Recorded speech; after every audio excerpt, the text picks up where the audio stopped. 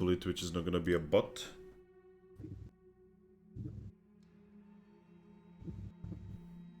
And we are live.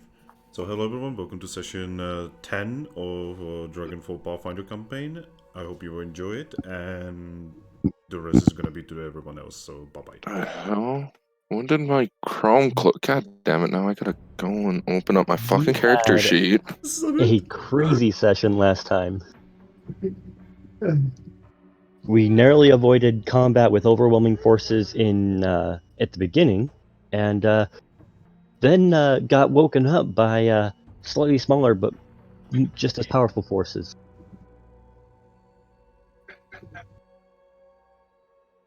So, that resulted in asleep for it.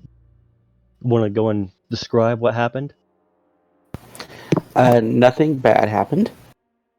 As far as I'm concerned, I just had a nice dream.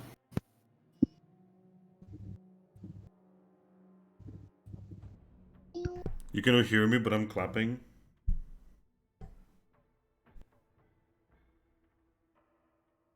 Do I need to poke someone to take the reins on this?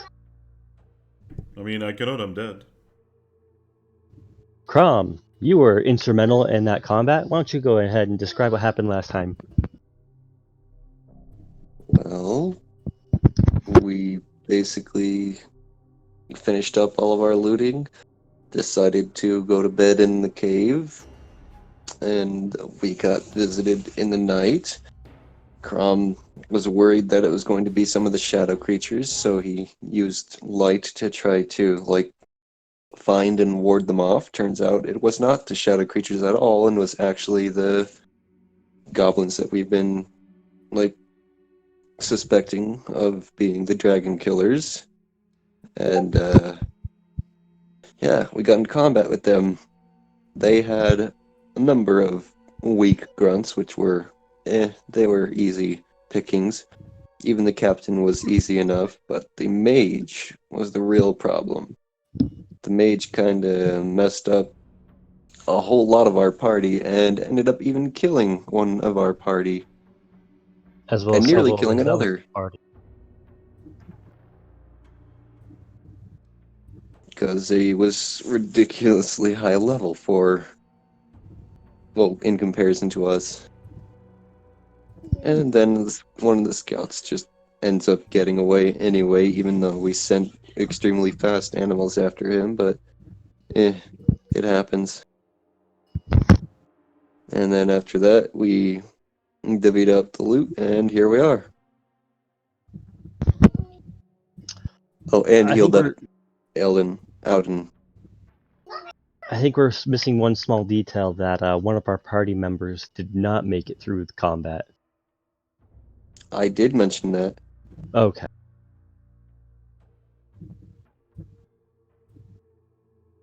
So yeah, I mentioned that we ended up losing one of our party and almost lost another. Okay, you just hadn't described that it was our wonderful, lovable, angry Sapine who had got hit with a stray critical. Yeah.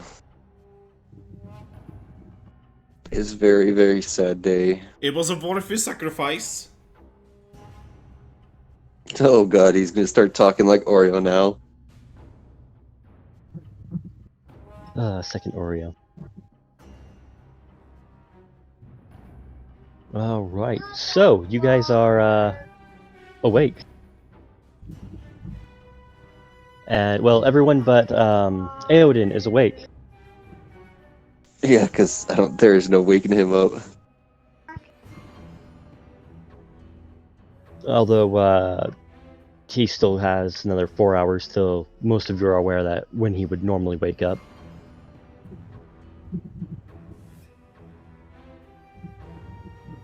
So what's your guys' plan? It's, what, like 4 in the morning?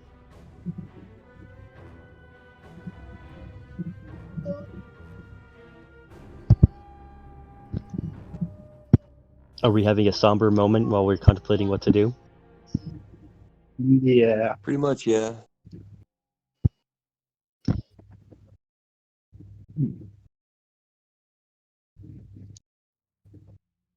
Did Bolto end up coming back? Yeah, Balto and I forget the camel's name. Adasser. There we go. Yeah, that's They right. do come back. Hmm.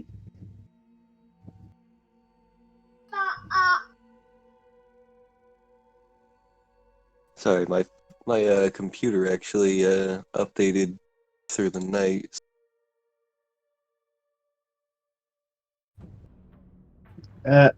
So Treble says, "So, um, what should we do with Sabine?"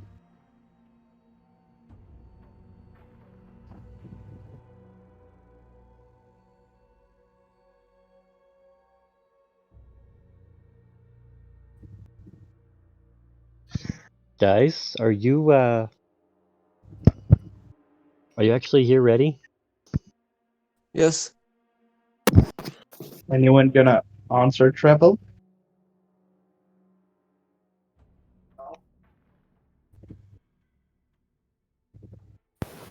I imagine the scene when something like, "What are we gonna do with Sabine?"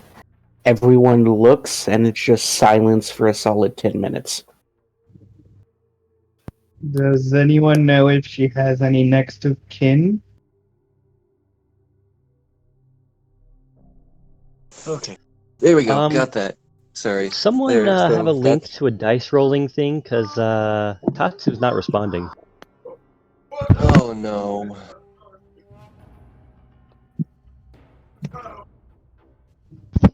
Okay, so No, great. Let the print the The print screenshot schemes are be there. here. this is It says Tatsu's live, but Yeah, but that's who's borked, it seems. God damn it, Tatsu. Anyway, I posted the link in Discord before I even got off last session. I updated the chest with all the new loot, so you guys can go through and pull out whatever you want out of the loot and whatnot.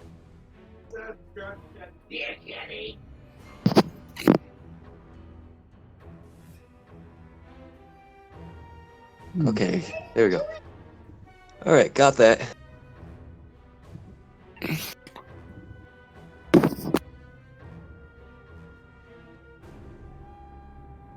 okay.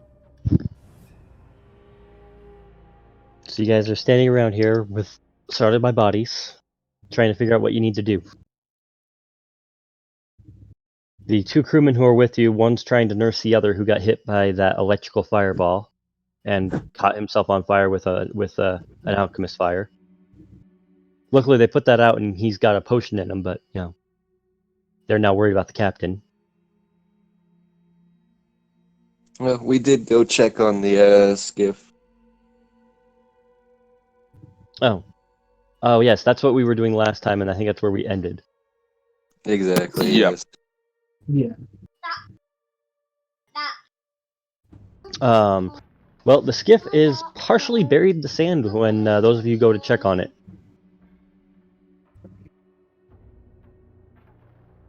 It was kind of what we were expecting, because sandstorm and all that. I mean, honestly, the only reason you were able to see it is because you know where it's at.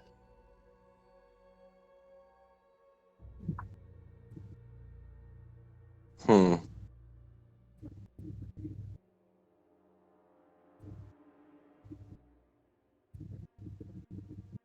Well, do you reckon we should check up on that door now that we have the key? Well, shouldn't we decide what to do in regards to Sabine and her belongings? Well, her belongings remain hers. But, well, as far as she goes, it's only right we look into trying to get her resurrected. But at the same time, we need to finish our mission here. What mission here? This was supposed to be a resting place. Says one of Yeah. the. That's actually one of the crew members who comes up. Exactly. and it ended up giving us more of a lead towards our little problem in the Oasis. We should at Turns least out- let the captain know. Well, does somebody want to go let the captain know? Actually, the crew members are going up and pulling down the gangplank. Well, there you go. But yes, so turns out this cave is more than we thought it was. It is actually home to the very hobgoblins, or at least some amount of them, that we have been looking for since we realized that they were the targets that we have been, what's the term, investigating.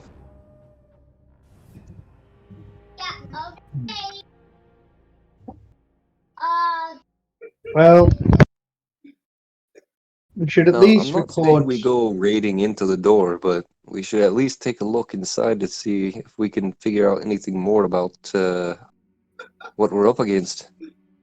Because as Donovan said, the more that we learn about what's going on, the better. We should at least wait for Eodin to awake. And in that Oh, time, yes, we of can course. record our findings in the event that we don't make it back. Well, yes, of course. We all need some more rest after all that.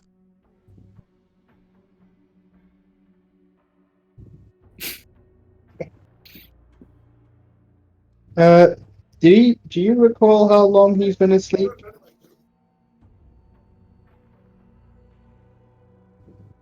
Well, we've been asleep for approximately 6-ish hours, so maybe another 4. Hmm. Okay. Well, is the gangplank down yet?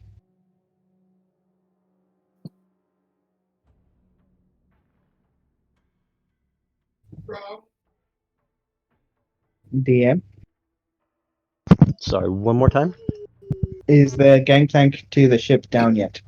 Yeah, they pulled it down and they're starting to go up there and clear off excess sand that's built up on top. I start The to. one who's hurt Well, goes down and starts talking to find the captain. I board the ship. Well, we have 4 hours until we're even going to attempt that door, so might as well use that time. And I board the ship.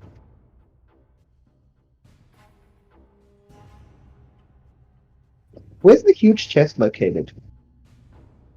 Below deck. I'm gonna go put the adamantium in there.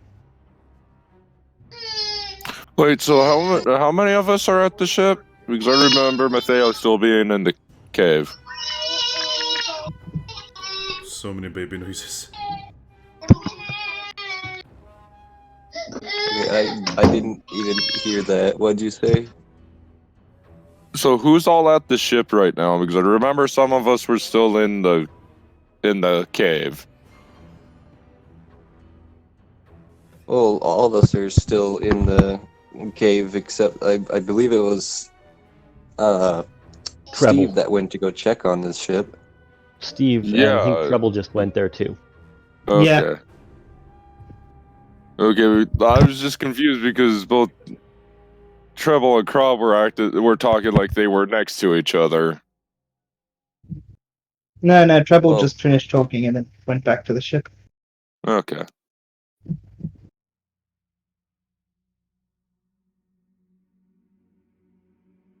So you got 2 people who went to the ship.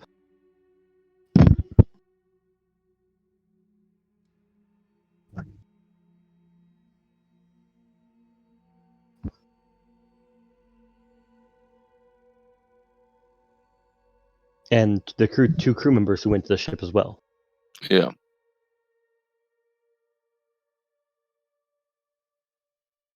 It's about 4 in the morning at this point, and it does look like the sandstorm has subsided.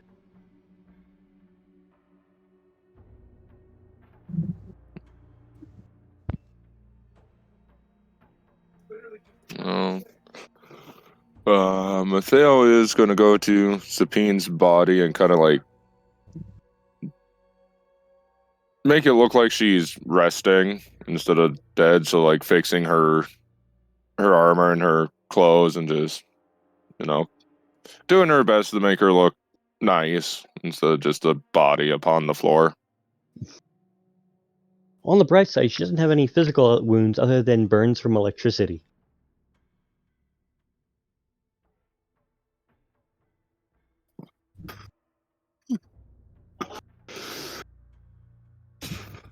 Yeah, Matteo would not do that. Starts poking it with a stick. Just, you alive? So what about any of the other bodies? So you can do anything with those?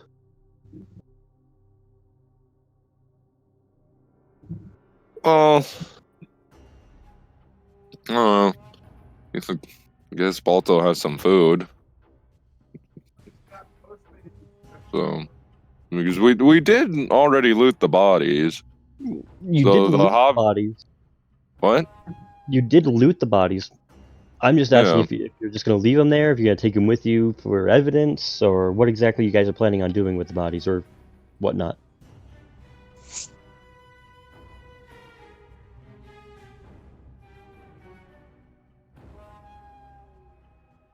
Hmm. Okay, I'm sorry that I'm jumping into it, but guys, are you guys okay? You seem to be like kind of like not really here. Yeah. No, I'm here. Like Auden has a reason, you know, he's asleep, but everyone else, are you guys okay? I have to admit, I'm kind of biting my tongue over here to resist going do something. Okay. Same here. I'm sorry. I'm sorry for breaking a character over a dead body. I will now shut up. I'll get back in character. I don't know. It's just weird that it's like Sapine and Aodin are usually the ones that are taking the lead here. So you kind of got like the ones that normally follow and listen Grab to that. Grab the initiative. Get emotional. Make someone cry. Punch a clown. It's moments like this that make me realize that all my characters seem to take the lead before we get to these awkward silence moments.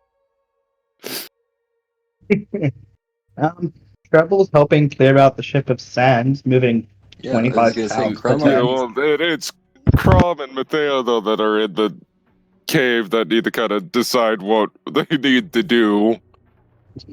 Yeah, and I was gonna say, and Crumb already like announced what he thinks they should do.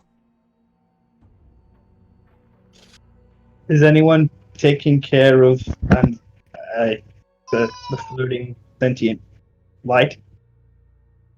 Yeah, that's I around can barely Aodin right now understand while you. he's sleeping. Oh, the sentient, like, yeah. I already dealt with that This last stuff. session, and I gave it to Yeah. Auden because, yeah, that's who she wanted to be with. Uh,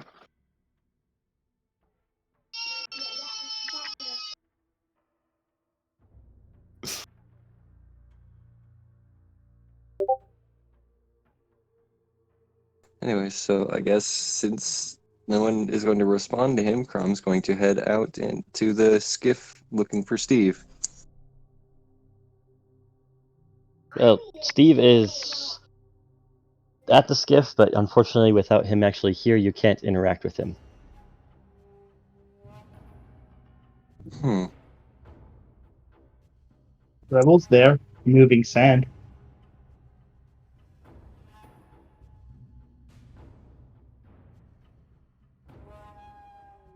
Uh, duh. Well, alright. I think the best bit for us then is we're going to need to move out because that scout did get away, and without our stealth character, we're not going to be able to scout out that door anywhere near as safely. So, yeah, we're definitely Quick- going to need to get out of here like now. Quick question: does anyone in the party know Draconic?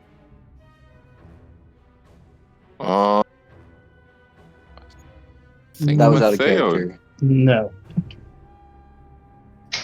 Matteo does. Okay, there was one more letter on the leader. I hadn't written that down because we just barely gotten the end of combat, but there is actually a note on the leader's body when you were stripping him of gear. Oh yeah, Matteo would have been the one to do that. Okay, well, Well, I Crumb was guess, helping with that. yeah, so I guess, while she's doing other things, she'll kind of like push the hobgoblin's bodies out of the room where Aodin is sleeping. Maybe take one and toss one to Balto just to eat. If he's hungry. I don't know. And she will go back to the room and read the note, I guess, at the next and closest light source. Okay. So that would actually be the little stone around Aodin's head. And so the note more basically breaks down to some unusual individuals had visited the market. They left with a with a dwarf of interest. You are to hunt down this group, either detain them or kill them, and make sure that the dwarf has not talked. If you suspect that he has talked about sensitive information, then you are to kill all involved.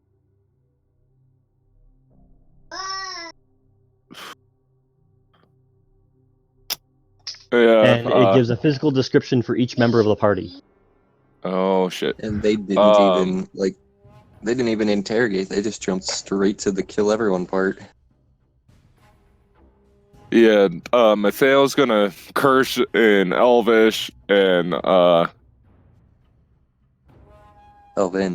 she's gonna make sure as she's leaving that everything is still safe. She closes the door behind her, and making sure it's not locked so she doesn't accidentally lock herself out.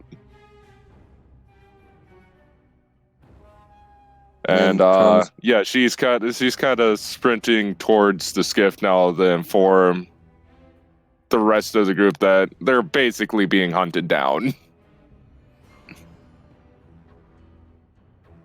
Yeah, that's kind of what I suspected. And then Crumb's gonna head back into the cave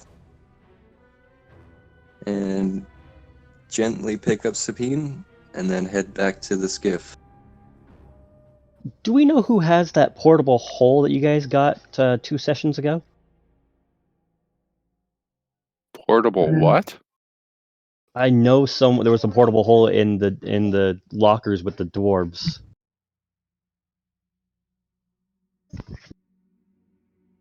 I believe we gave that to Steve. Okay. Yeah. Boy, that could come in handy. Yeah, it could store a lot of stuff.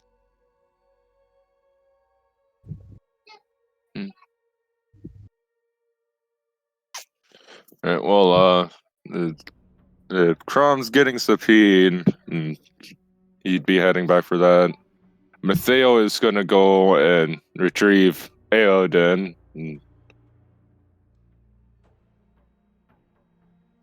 And once he's on the skiff... I was gonna say, once he's on the skiff, Crumb's gonna look for Turball real quick. Ball is on the ship moving sand. Okay. If he's not Not under that deck, hard to then he's find. going to call out to Turball. Hey, you should run back in and go collect the goblin, I don't know, wizard body. It could definitely help in our investigation. I'm helping clear the ship. Why don't you do it? He's going to hold out the fallen friend in his arms as he's carrying her down deck. Yeah, you could. placed her Just down. go get the body.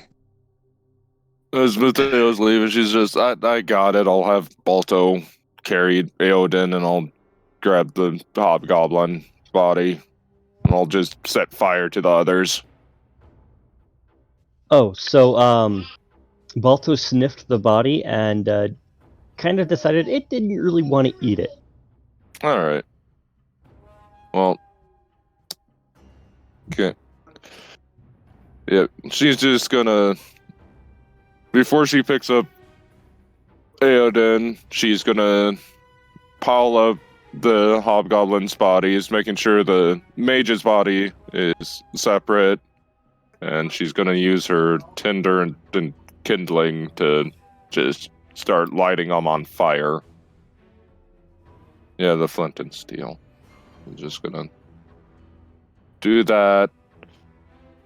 She's gonna how heavy is Aoden?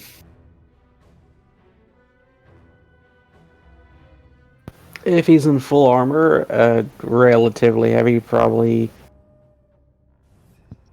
I know. But I'm asleep, so I can't say anything. But no, let me see. I need to double check his breastplate. That's 30. He weighs about 100. He's pretty lightweight himself. Altogether, with all his shit, probably like 250 pounds. Alright, okay, Mateo can't carry him. Bear in mind, that's like including his backpack and shit. Yeah, no, Mateo's max load is 175. If you made 2 trips, you could carry him.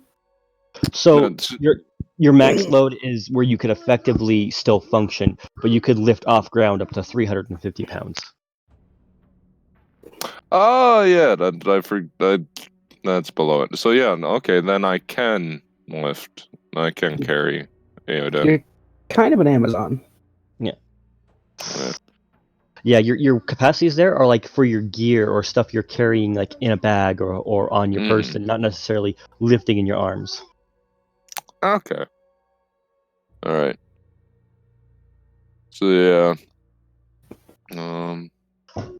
She'll lift up Aoden and then bring him over to Balto and just can you carry him, boy? Just so I can carry that sack of shit over there. And she'll kind of like nod her head towards the hobgoblin mage.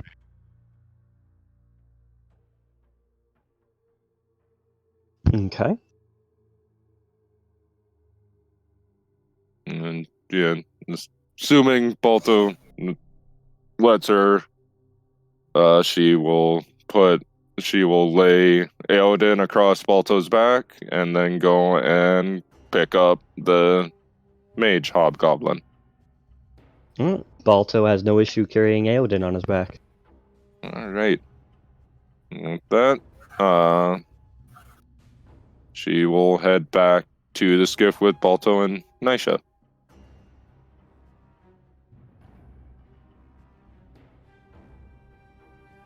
All right. All right, so it looks like everyone's back at the skiff then. Oh, Were you Scrapper able to was carry still mage? in the room, and he was slowly hobbling his way back. I completely forgot he existed. Yeah, I think most of us did. Yeah.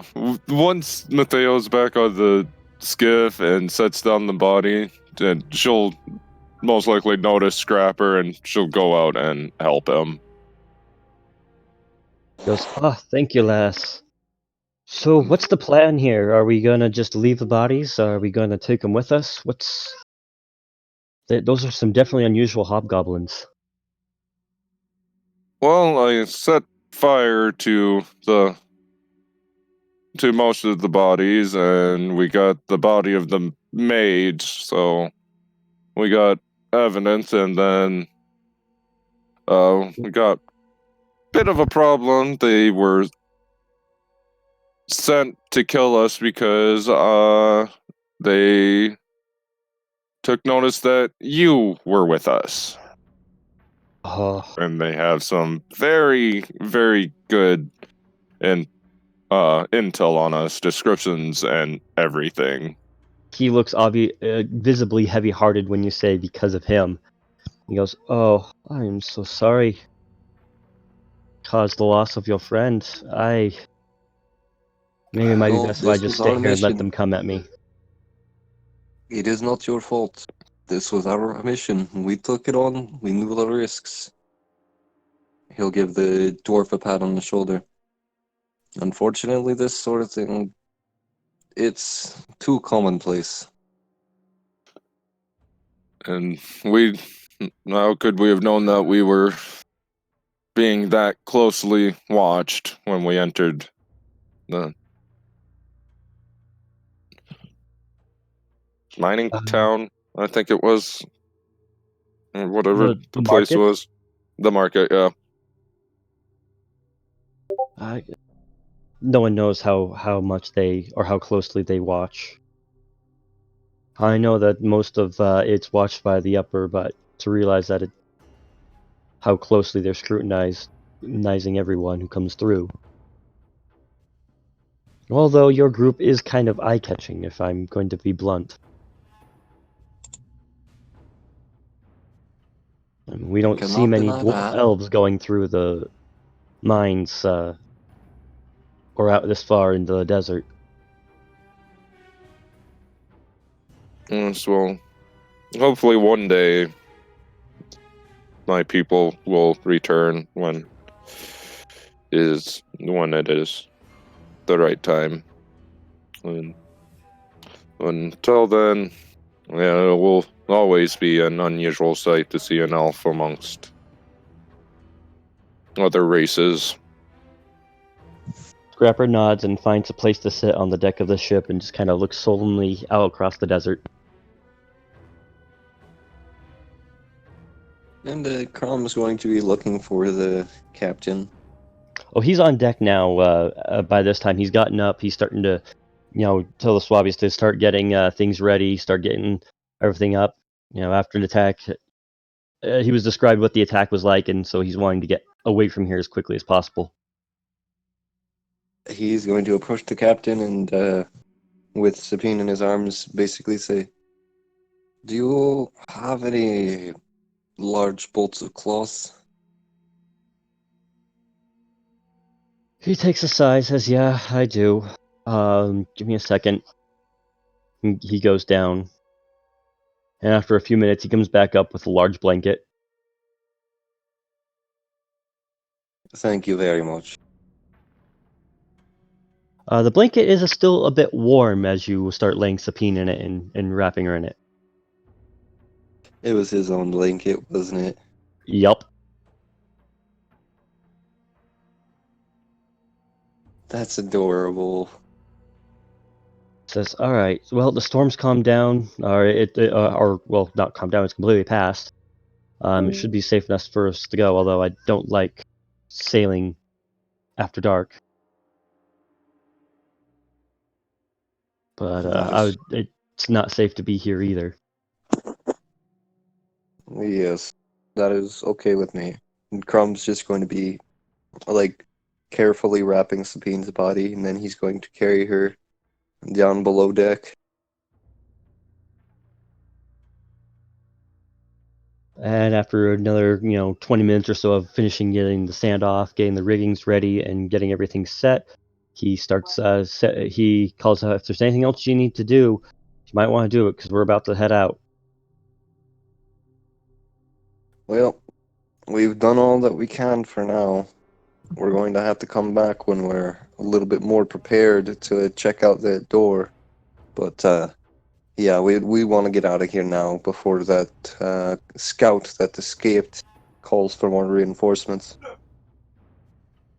He nods, says, "All right," and he lets the sails go, and he starts sailing out into the desert. Looks back, says, "What's our destination?" The Oasis. He nods, says, "Probably the best option." And away he Yes. goes. We've gathered as much intel as we can. We're just going to have to hope that it's enough. All right, I need to pull something Rebel- up. Go ahead. Approaches the captain and Rom. Do you think we can find anyone there who can speak with the dead? Perhaps? I don't know. The captain looks and says, it's entirely possible. I mean, they do have quite a few dragon brood there who used to be adventurers. Good.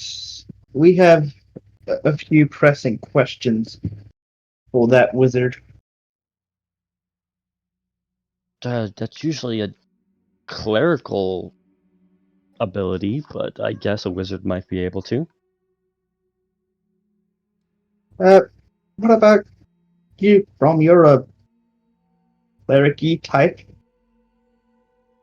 I am a war priest, son. I said type. Okay, but that doesn't change the fact that I am a war priest and not a cleric. I may have healing abilities, but I'm mostly combat oriented. Okay, so you cannot speak to the dead. Nope. Okay.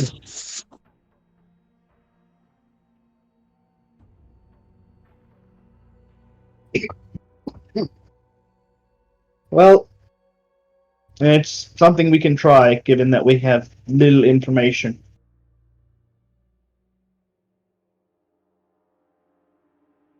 All right, so as the skiff is going, you notice that he kind of pulls kind of a little bit more south for a ways, kind of away from the Oasis is definitely more east and a little bit more north than where you guys are, and he pulls a little bit to the south. My character's guess would be is to get as far away from that cave as we can first before heading straight to the Oasis. I mean, is that just you're making an assumption, or are you actually bringing that up? Yeah, that's just his assumption. Treble's gonna start reading his book again. All right. So it probably takes a good 3 or 4 hours to get, from where you guys were, how far south, and going around and going back to. So about the time Eowyn is starting to wake up is when the Oasis is in sight.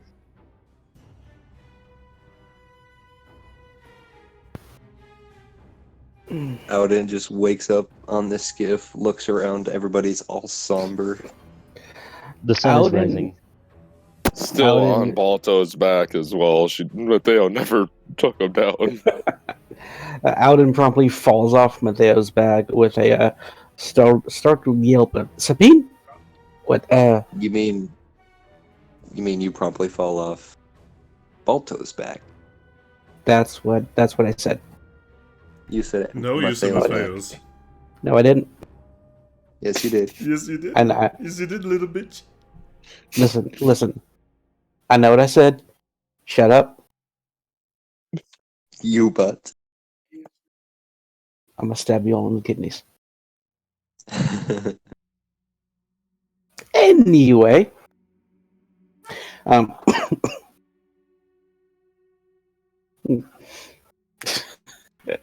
they are a handy dandy, easily mentioned target, and also kidney isn't inherently funny.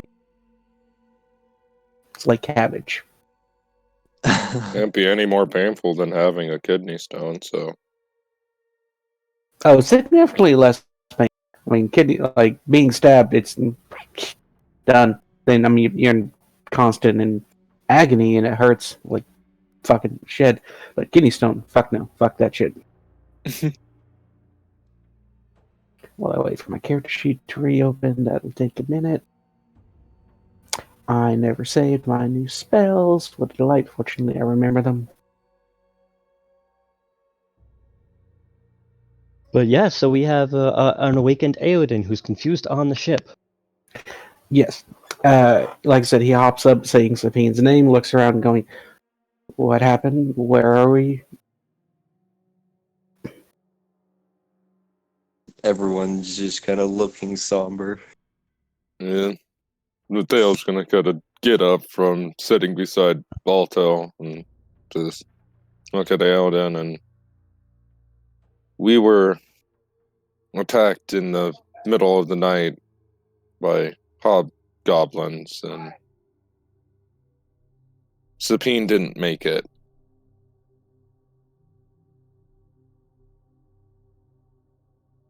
What choice did she make? It wasn't a No, not. Where is she? trouble. Took her body. Was it trouble? Crom. Crom. Goddamn fucking dwarves. Crom took her body down below decks. Okay, so we Did didn't you leave just say her. fucking dwarves, you racist bastard? She hasn't gone to Pharasma yet. She's still waiting. And bring her back. And he does not look like he just woke up. He looks like he just finished running a pretty hard race.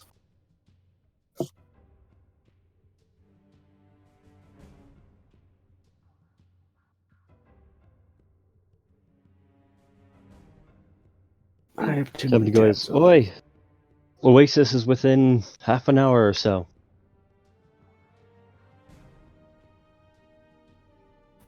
Crom just nods at that.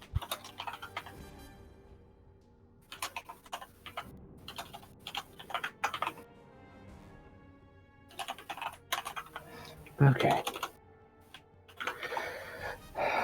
Well, tell me about the goblins. Tell me about what happened.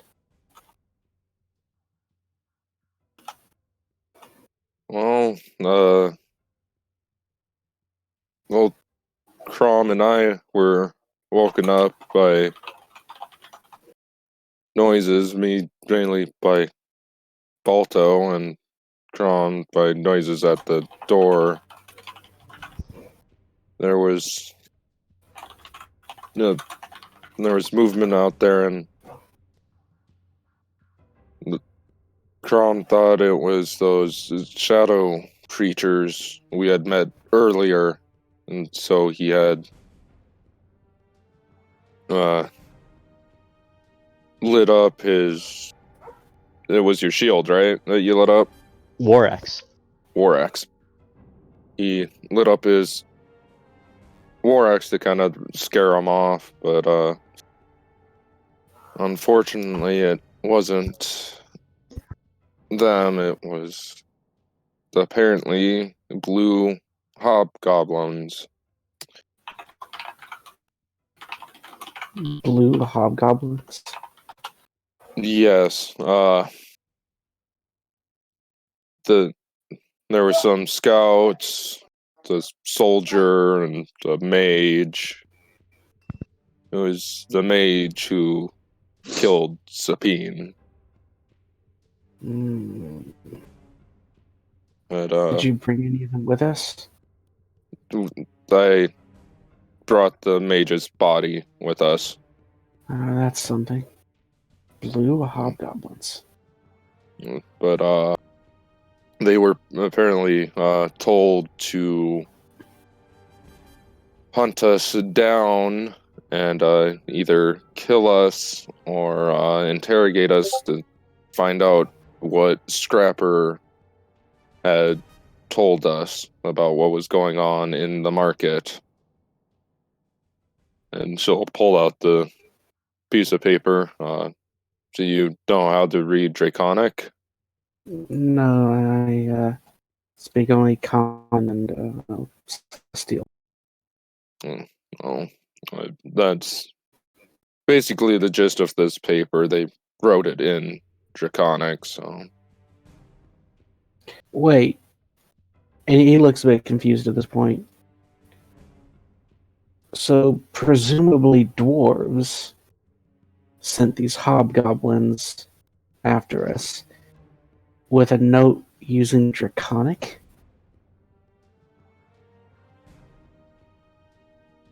Presumably, yes. I don't think it was the dwarves that sent them. I think it was whoever. Well, only the dwarves would have known about Scrapper. Well, they've apparently been watching us very closely. Why us?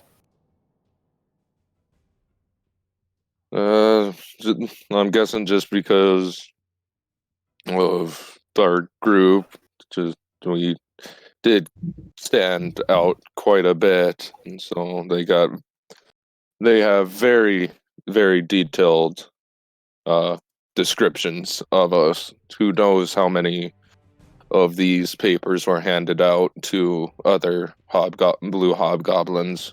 So we'll have to stay vigilant.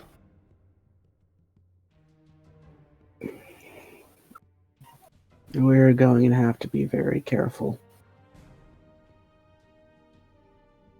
Agreed. Before we're back to town, and he kind of looks around for the So looks around for what? cat. He's at the wheel, and as you said, he calls out, "All right, so we're going to be loading up." As the skiff starts slowing down as the Oasis comes closer.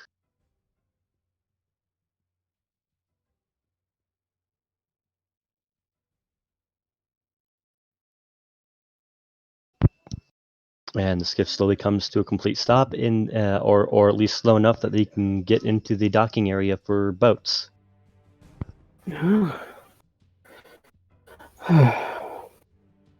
you okay? And he's looking at Matteo, looking a bit abruptly worried. I'm not sure. I like Sabine. She was nice and a bit brash in her own way, but I don't know if I I would still call her nice. considered her a friend. Yeah. I don't know if I would call her nice, but I would definitely call her a friend. Hopefully we can pool enough platinum together to have her brought back. I've got a fair amount stashed away. I do too. As much as I'd like to have her back with the group, our main priority should be reporting to Donovan our findings. And Now, if anyone was know what we could, how we could have her return to this realm, it would likely be him. yeah. So let's get going then, shall we? Sorry.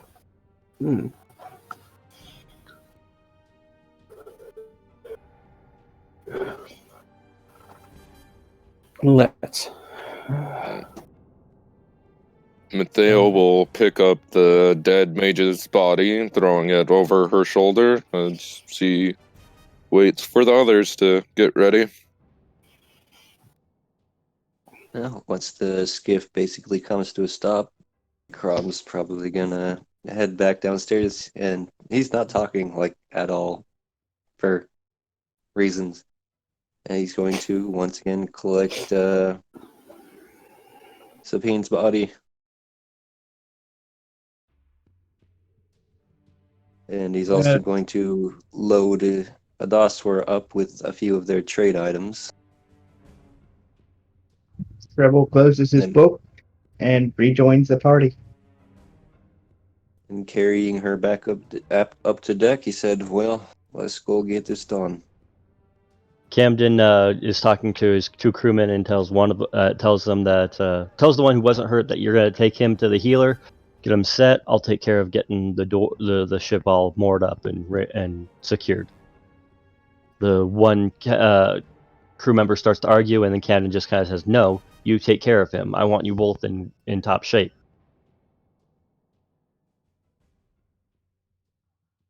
And so you have two crew members kind of walking down the gangplank behind you guys as well.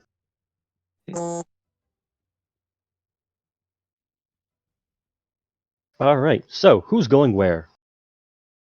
Well, Crom is going to be basically heading straight unerringly for that same building that they had met Donovan in the very first time when he threw his safe out the window. Oh yeah, that window is boarded up. Oh. Well, I mean, to be expected. Alrighty. Can't just leave it all broken up. They have not had a chance to actually get someone to make a new window.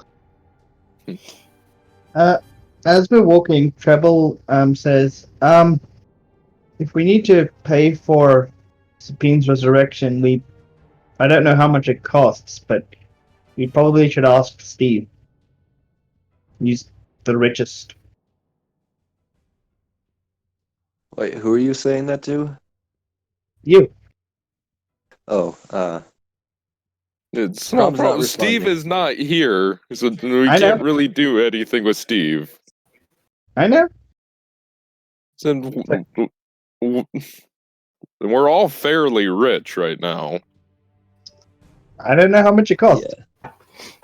Well, we're gonna At the find moment- that out pretty quick. Yeah, I was gonna say, at the moment, Crom is not responding. He's just heading for Donovan's place. And Matteo's headed in the same direction.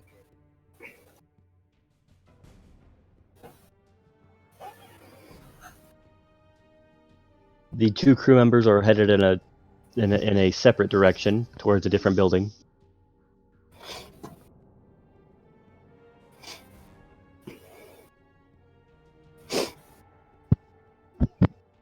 So we got two going to Donovan's place.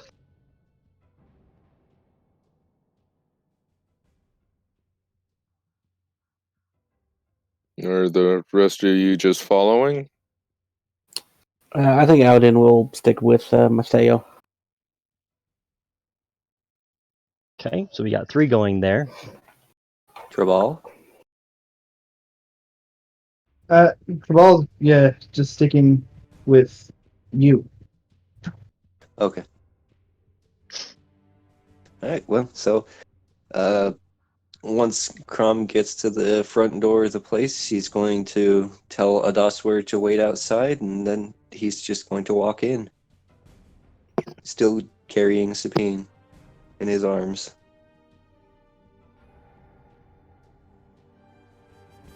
And Matteo would be right behind him after telling Balto to stay outside and just keep watch for anything suspicious.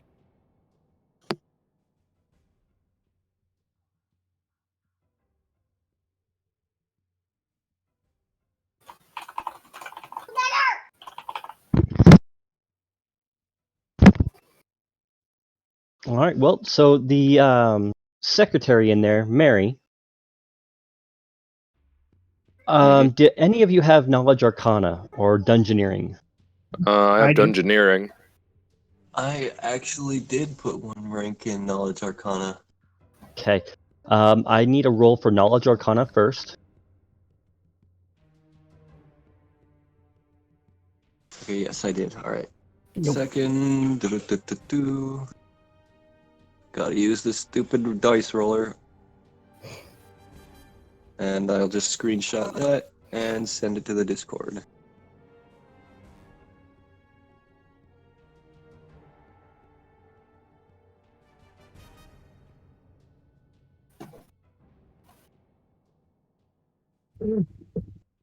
Mm, Did you just roll Oh, a and that- D100? Yeah. Oops, yeah, you're right, I did. I'm still in the FOE mindset. Yeah, that's not for another couple hours. Hopefully Tatsu will be up and running for Stalingrad then. oof. Okay.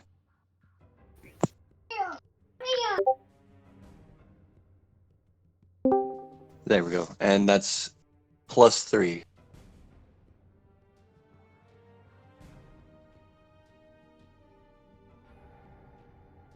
Sorry, I'm having a hard time reading that Is that a 12 that it's rolled? Yeah, that's a 12, Yeah. so that would be a 15 with his +3. And you're including the Stone of Luck in that?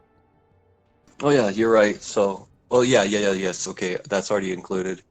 Okay. Okay, so yeah, I'll give you that since you are still fresh. She's like that mage. She is an advanced dragon-blooded human. Ooh, very interesting. You know, she has more draconic than human qualities, you could say. Quick question: Yes. is that stone floating around Audin's head? Yeah, it's floating around your head. Cool. He just now notices it, and he looks sad. Well, it kind of floats around your head, sadly. It doesn't just go in a straight line around you. It kind of droops every now and then and kind of, wavers. How are you dealing with all of this? Oh, I didn't realize I would have emotion in this form. Emotion is unpleasant in this form. I don't think your soul cares about what shape it's in. It's still in theory whether I have an actual soul or not. I don't think so, but that's me. We're gonna try to get her back for you. Now, anyone who has dungeoneering can roll the same thing for the same result. Well, to see if you get anything more or less. All right. Uh, Roll. I got an 8. Do you want me to send you the screenshot? Okay. Yeah. Okay. All right. So, and then here is mine as well. I rolled a 4, but I get +10 to my dungeoneering, and then plus another 1 for the luck stone, so it would be a 15. Okay. Ooh. The 15 will give you about the same. Yeah, she is a dragon-blooded human and an advanced dragon-blooded. So her parent was a half-dragon. All right. So either Donovan or one of his siblings is her parent. Mm-hmm. My dungeoneering is at 13. Is You may that want plus to, 13 or that's your total roll? No, plus 13. and you may want to tell him what your actual role is, because I can't It's see an it as a 8, double. so he's got a 21. I would just like to 21? mention I have a 4K screen. I cannot read those. Yeah. Yeah, I was trying to get the timer and thing. If you can zoom in on that, I know I can zoom in on my webpage, so Yeah, I'll do that.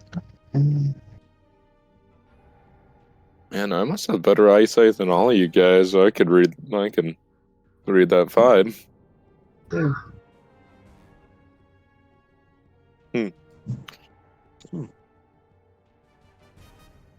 because just want to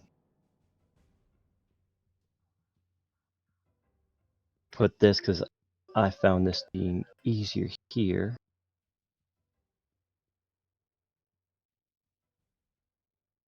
Oh well.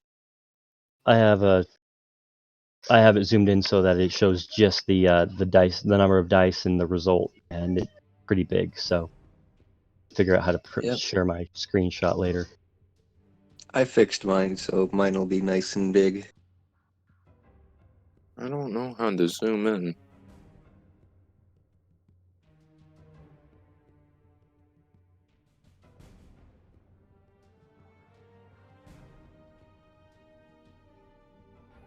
At any rate, we'll move on here. As for the dice rolling, it may be easier to just use your phone, because on my phone, I was able to just do the normal zoom in. Go to the 3 dots and then you should see the zoom option. There we go. Oh. There we go. Anywho, so once he walks in carrying a wrapped body, he's going to basically look at her and say, "Please tell me Donovan is in." We need to speak to him immediately. She looks up, says, "Oh, Donovan went with his brothers and sisters to go collect Grandpa. Do They you left. know when he will be back? I mean, he left the night you guys were here. After he went and talked with you, he left with his siblings like right afterwards. Do you have any way of contacting him? I can see if someone here has a way to do whisper." You She should do goes, "Just a moment." She rummages into her desk and pulls out a stone, and she starts like fiddling with the stone, and you hear a click, and she goes, "Boss, do you have any idea when you're going to be back?" And it clicks, and she just waits, and then kind of around her, and then she nods and says, "Oh, okay, that's good." Or she clicks it and then says, "All right, that's good."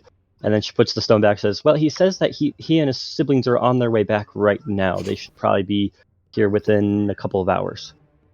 Good. They are in flight with the remains." I hope they're careful. Well, I mean, I would say who'd mess with a flight of half dragons, but well, Grandpa's dead, so. Yeah.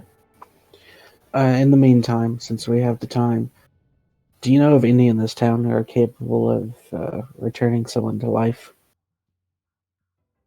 She kind of looks or thinks for a moment, and then looks down to the stone, and then looks back at you and says, "Not in town at the moment." I hope they make it back soon. She's only been gone for 6 hours now, 12 hours. Do you Well, know anyone who may have scrolls that could do the same? Resurrection scrolls? I don't know if Beatrice has any of those scrolls among her gear. She's the one who usually does a lot of the, high-end healing magic. And I Where can am we not find going this to go through Beatrice? Aunt Patrice's stuff. Well, where can we find her? She looks at the stone and says, "She's on her way back." Oh, lovely. All right. I mean, you have to realize all my aunts and uncles went with Donovan to go get Grandpa. Oh, it's no worry. I understand. I mean, I hate to say this, but I am technically the one in charge here, and you have no idea what kind of stress that's putting on me. Well, believe me, lass, I do. She looks over and says, "Have you tried to run an Oasis that has over 1,000 employees, all of which are family who feel entitled to be able to do what they want?" An Oasis, no, but a number of soldiers, yes. From what I understand, soldiers at least have some sort of discipline, training, an understanding of hierarchy. Not when they're in training. I'm not going to argue something I don't understand. I just know that I have to deal with entitled siblings, cousins, and nephews and nieces who think that they know better than I do, even though I'm put in charge. Yes, I do apologize. Would it be a bother if we waited for Donovan in his office then? Yes. You can wait in the Oasis, and I can definitely make sure you know where you are, but no, you can't wait in this office. You can wait here, wait at the bar, wait any number of places, and I can find you. And actually, she rummages through and pulls out a red coin and tosses it to you. He can't exactly catch it, so I'm guessing it just kind of bounces off his forehead. Why can't you catch it? He has Sapine in his arms. Oh, well then he'll toss it to Matheo, who probably has an open hand. Yeah, she'll Nice. she'll snatch it out of the air and look at it, and And says that will turn blue when Donovan's here and he's ready to talk to you. all right, thank you. We will go and abide our time somewhere else, so we are not putting any more stress on you. Yeah, have fun. Again, don't get into any fights. I don't think many of us are in the mood at the moment to be fighting. So Some people deal with stress and grief differently.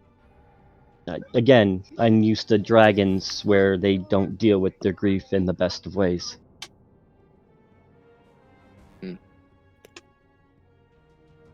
well, we will be back as soon as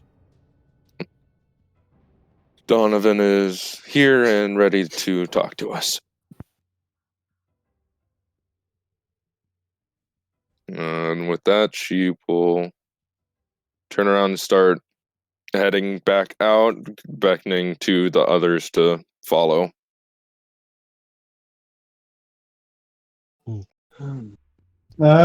I think I'll just wait here until Donovan returns.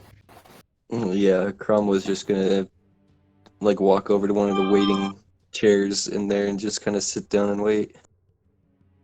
I just read my book. Kind of waves out, says, fine, as long as you don't cause any troubles or disrupt me. I've got paperwork that Donovan hasn't finished in over a week that he expects me to get done. You do whatever you need to. I will. And she puts her head, and she goes back down to her paperwork and just starts scribbling and writing.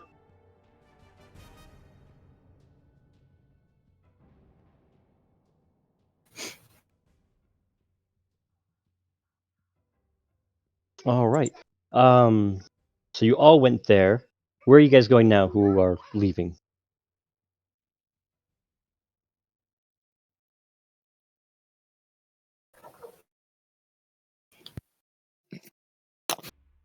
Well, Mateo isn't wanting this just sit around and wait, so she'll probably, since it is morning, likely she'll probably go find something to eat. Yeah, well, that would be at the tavern So / that bar. that will be where she will go, and she'll just kind of deposit the hobgoblin's body onto Balto's back, since it would not be a good idea to enter that place with that.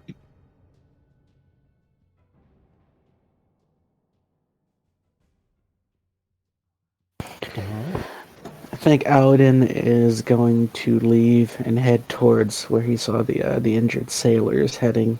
He's feeling antsy and wants to help in right now.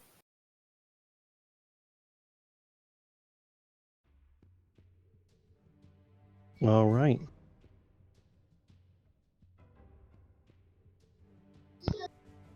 Okay. So sorry. Yeah, and you said you're going with Matteo, is that right? I'm heading towards where the injured sailors went. Oh, okay. So it looks like it's a medical building. Yep, he's going to head there and see if he can pitch in.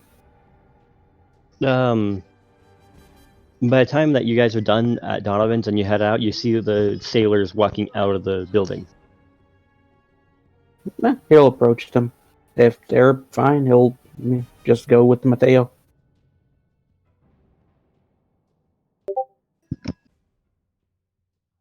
All right. It looks like there is a dragon-blooded human there, just kind of cleaning up at a table. Looks over, says, "Oh, are you injured?" No, I'm trained in healing and I was going to offer my services for an hour or so. Oh, we're all right here. I just had one patient just now who I had the proper spells to get them taken care of. Some burn damage, some electrical damage. Wasn't that difficult to heal. Yeah. Well, thank you for helping. I was on that ship as well. Oh, so you knew them. All right. Do you know what happened exactly? They were a little reluctant to actually go into details. They just said they were attacked by A hobgoblin. hobgoblin wizard, yeah. Specialized in electrical attacks of some kind. Oh, okay. Well, that's Oh, we got a message from strange. a vapor.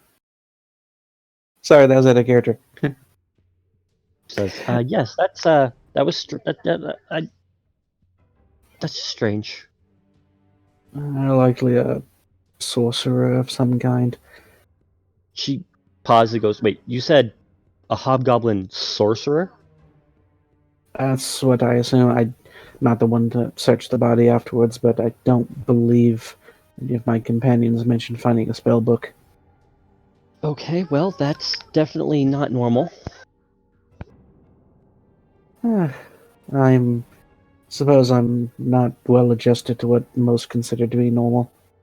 Well, hobgoblins in general hate the arcane arts and will usually kill off any children that have the spark of sorcery. Really? Yeah, I mean, that's how much they distrust arcane magic. What languages do they normally speak, out of curiosity? Goblin, common. I mean, there's probably some other languages, but I'm not an expert in goblins or hobgoblins specifically. It's just, I mean, hobgoblins kind of been a threat off and on in the desert for, years. So, Draconica wouldn't be a normal thing to find upon them. Well, no, I wouldn't think so. This will sound strange, but they're not normally blue, yes? No, usually gray or green skinned. Hmm. I'm glad we still have one. It's not alive, but proof is always always a good thing. She perks up. Oh, you have one of the hobgoblins? It's the sorcerer, actually. Huh. Well, Well, its I mean, body, at least. I know my mom would be interested in examining the body when she gets back into town. Is she with the rest of the flight? Yeah, she went to. She kind of scratched back her head. She went to go get great grandpa. We'll likely be asking her for any information she can give us about this creature. Yeah, definitely. If you want to bring him here when she gets here. I mean, if you want to bring the body now, I could probably at least put it under some sort of a, way to preserve it. I think that's a good idea. And if you have a way of casting that spell twice, a companion of ours fell. We're hoping to pay to have her resurrected. She actually walks over to a door and opens it and says, "This room is actually constantly under the effect of gentle repose to keep corpses intact." I will return shortly then. I am Alden, by the by. Oh, I'm Jess. She holds out her clawed hand. He will shake it. Yeah, I'd be more than happy to, help out wherever I can. As long as I'm in town, I'll be more than happy to pitch in where I can here. I'm a healer by trade myself. Oh, well, I'm an apprentice myself. I mean, Mom's teaching me what she can. Maybe I can sit in on a lesson for a little bit of gold.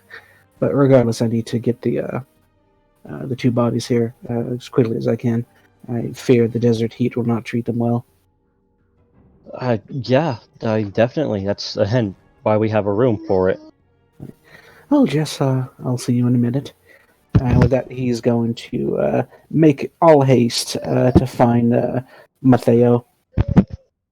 So, she has a holy symbol of Serenre around her neck. Interesting. I think he would recognize that with his ranks in religion. Yes. I mean, I'm not. It's so her symbol particularly is the one that's used primarily for healers. You know, it's a variant from that particular religion that is like it's like what our symbol for a hospital would be, or for a doctor. Yeah, That's the equivalent of it. That's why I'm not having you roll, because it's like, oh yeah, healer. it's the equivalent of the caduceus symbol. Yes, that. Well, he's not going to remark on it. He takes note of it, but yeah, he'll glance at it and then head on out.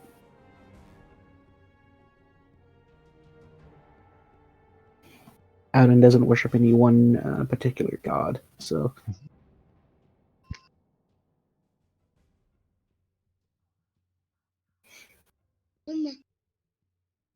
So yeah, you will try to find Matteo. Well, it looks like they went to the bar for food. He's actually gonna. If is Balter outside of the bar? No, there's room in the bar for Balto. Oh, in that case, he'll head inside. All right, so Matteo, you went to the bar, right? Yes. Did anyone go with Matteo?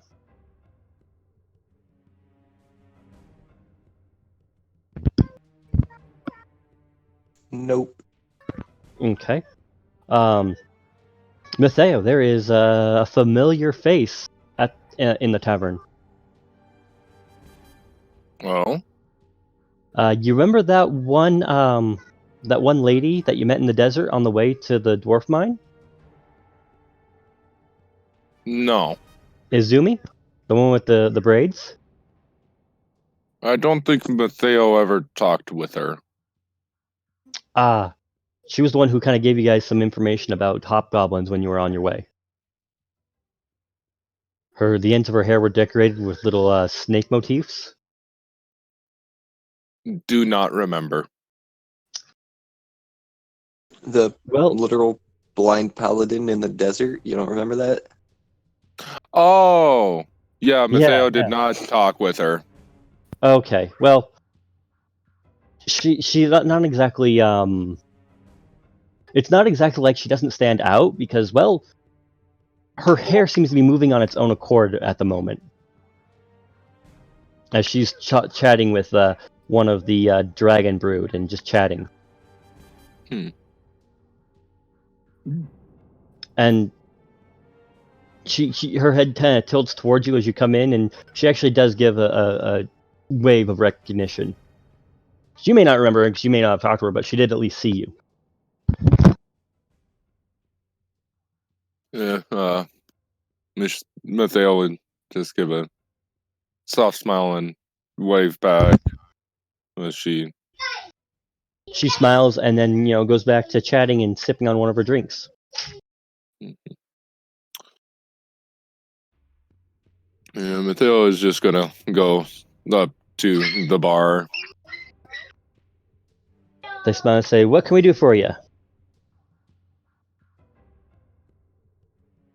Well, I'm a bit hungry, and I'm sure my great wolf here wouldn't mind something to eat and something strong to drink. My group has recently lost a fellow companion and friend, so. Oh, I'm sorry to hear that. Yeah, definitely. Yeah. Do you know what you want specifically, or do you just want me to bring something out for you? Just bring something out to surprise me. But I'm sorry yeah. for your loss. Give me a moment. And she goes in the back.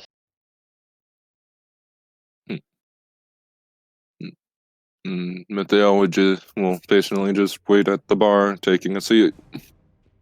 So after about a minute, she comes back and says, "All right, the cooks will bring. We'll have someone bring something out for you guys in just a moment. Does your wolf want it cooked or just raw?" I think he would prefer raw. That would make sense. And she goes over the door and says, "Yeah, the second one, raw, for a wolf." And she nods and then comes back and says, all right, they'll have that out in probably about 10-15 minutes. Thank you. Unless you want his out sooner, which, well, they can do that. That will be fine. Okay. She goes and says, yeah, you can bring the wolves out as soon as it's ready. So after about 5 minutes for that, just kind of like one of the kitchen workers comes out with a large plate of white meat that looks like it has mist and steam coming off of it.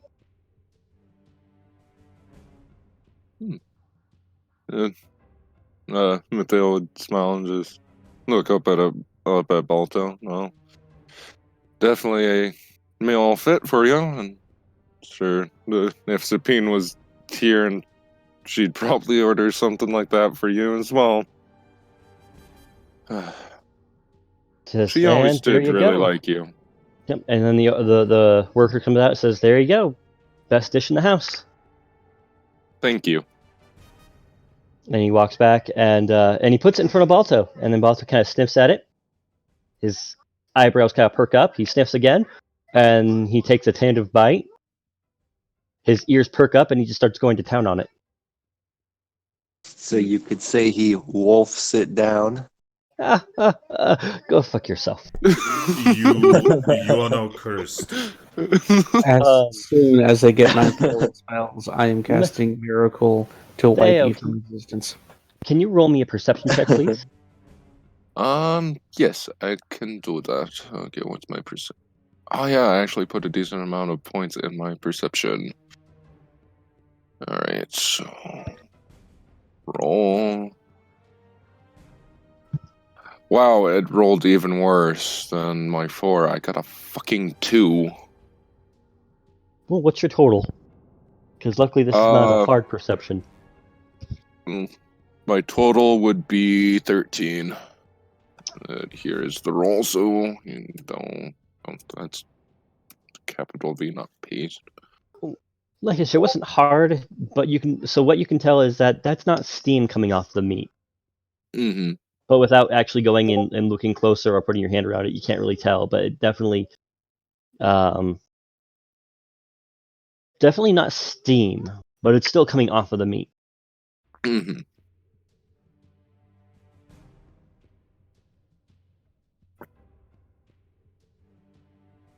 And Balto does seem to take a few breaths between bites, when he's eating it.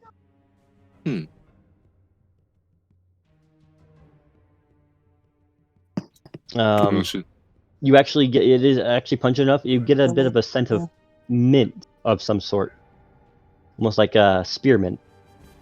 It's the white dragon meat. Yup. The one she tried getting him beforehand, but did not have the money for at the time. Yup. Best dish in the house. Ooh, they are definitely treating them well. Well, you had someone pass, and then about 10 minutes later, you get your own plate of white meat with kind of a salad and Tatsu's back. Yay! All right, awesome. So I got my own plate of the white dragon meat.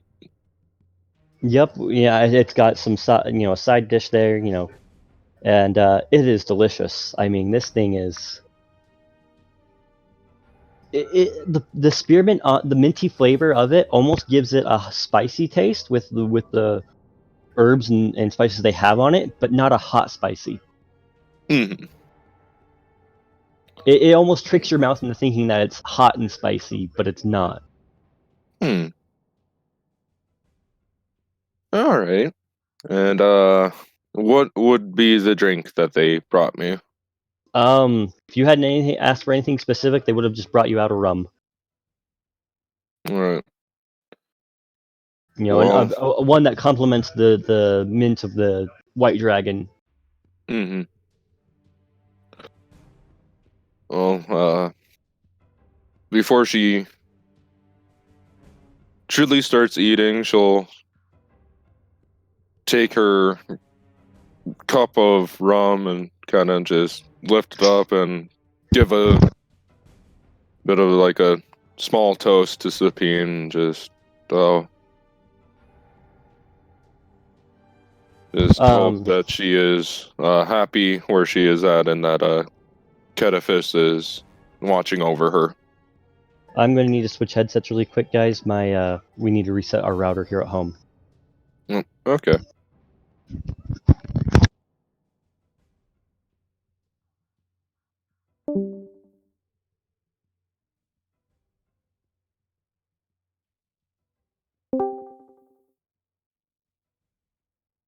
You guys hear me? Yeah, you're a little bit quieter than before, but I can hear you fine. I'm not sure about the others.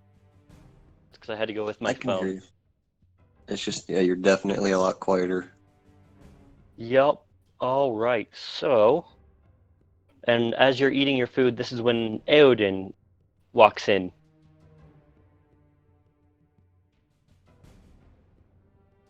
Really quick before we get too much, let's go ahead and check with Crom and Treble, see where they're at.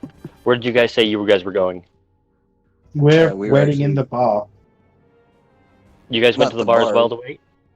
No, we weren't waiting in the bar. We were waiting inside the office, the front office with the That area. yeah. Was that Okay, above the that bar? waiting area. No, that's completely separate building. Okay, I'm thinking of building. Alright, so you're both waiting there. Honestly, not much is going to happen between now and Donovan shows up, so I'm going to finish up with Eodin and Matteo then, alright? That's fine. Just let me know how long it takes for him to show up because I'm reading that book. Well, you were told it was going to be a couple of hours, so it's probably going to be 2 or 3 hours. Okay. Alright, so Eodin, you see Matteo and Balto sitting at the bar. Aodin had to go. I He's just back. got back. Yeah. Okay. Eodin, at the bar, you see Matteo, you do see Balto there eating. You also do notice the one paladin who's sitting talking with a dragon-blooded human. Alden's gonna head straight for Mateo because Balter's there, and so The being one last. paladin does at least wave at you. I don't know if you're gonna notice that or not. You can roll perception if you don't think you're gonna notice. No, I think he would notice because she is in an interesting enough sight that he would definitely give her at least a double glance, and he would wave back, though he is still hurrying. Something you would, if you're paying attention to her, is before when you saw her, her hair laid limply around her. Now it's up, moving, and the snake-headed tassels are kind of moving around as if they're looking. Yeah, that definitely gets another look from him, just kind of like, huh, don't see that every day. And but he still is going to move towards Mateo. So yeah, Matteo's there eating. Balto is finishing up some mysterious white meat that seems to be giving off mist. Not every day you see dragon meat fed to a wolf. And Matteo's eating something similar, but it's obviously cooked. Mateo. No. They'll look towards her. Oh, Aodin. Where are the bodies of the goblin sorcerer and Sapine? No, the hobgoblin sorcerer's on Balto's back, and Crom has Sabine.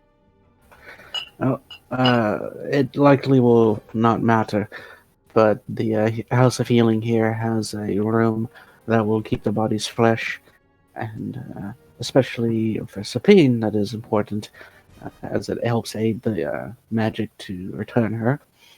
And once the dragon-blooded of the House of Healing returns, she may have information she can divine from studying the hobgoblin's corpse, as it is a very strange one. All right. As much as I would rather see the hobgoblin's corpse dry out in the desert and eaten by buzzards, Well, it we is, can always do that later. yeah. But yeah, it would be best to keep it as preserved as possible. It is our only evidence other than the note. Which is odd and damning enough in itself. Yeah. But, and it's just on Balto's back. You can go ahead and grab it. I'll just be here eating and drinking. And just... Alden looks at the body, looks at his strength 10 score noodly arms. I don't think I can carry it. But it can likely wait a few minutes while you eat. I worry.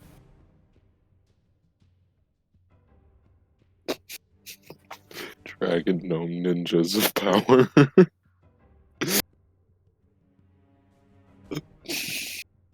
I think we are slowly breaking thin. All right.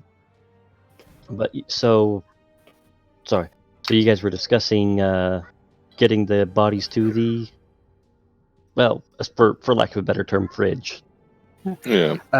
Alden is going to. He's a bit too keyed up right now to eat, so he is going to let Matteo finish her meal. I think he's actually going to wander around and nod to the paladin as he walks past her. I'm When glad you to nod see to that. her, she waves at you. And go ahead, says, come over. He'll approach. I'm glad to see that you made it out of the desert all right.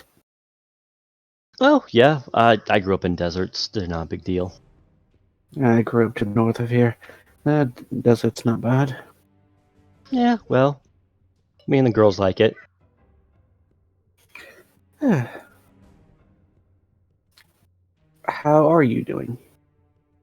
Well, I'm glad I can let my hair loose here. She kind of glances over at the human across from her and says, "Yeah, we don't really care about things. Most of us have been either adventurers, came from adventures, and well, as long as you don't cause trouble, we really don't mind."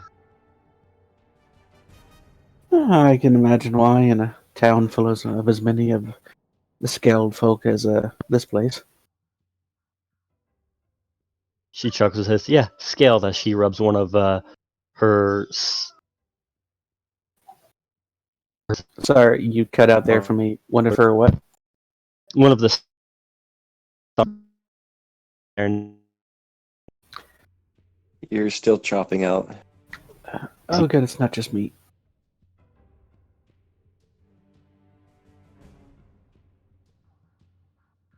Oh, my ping is horrendous right now.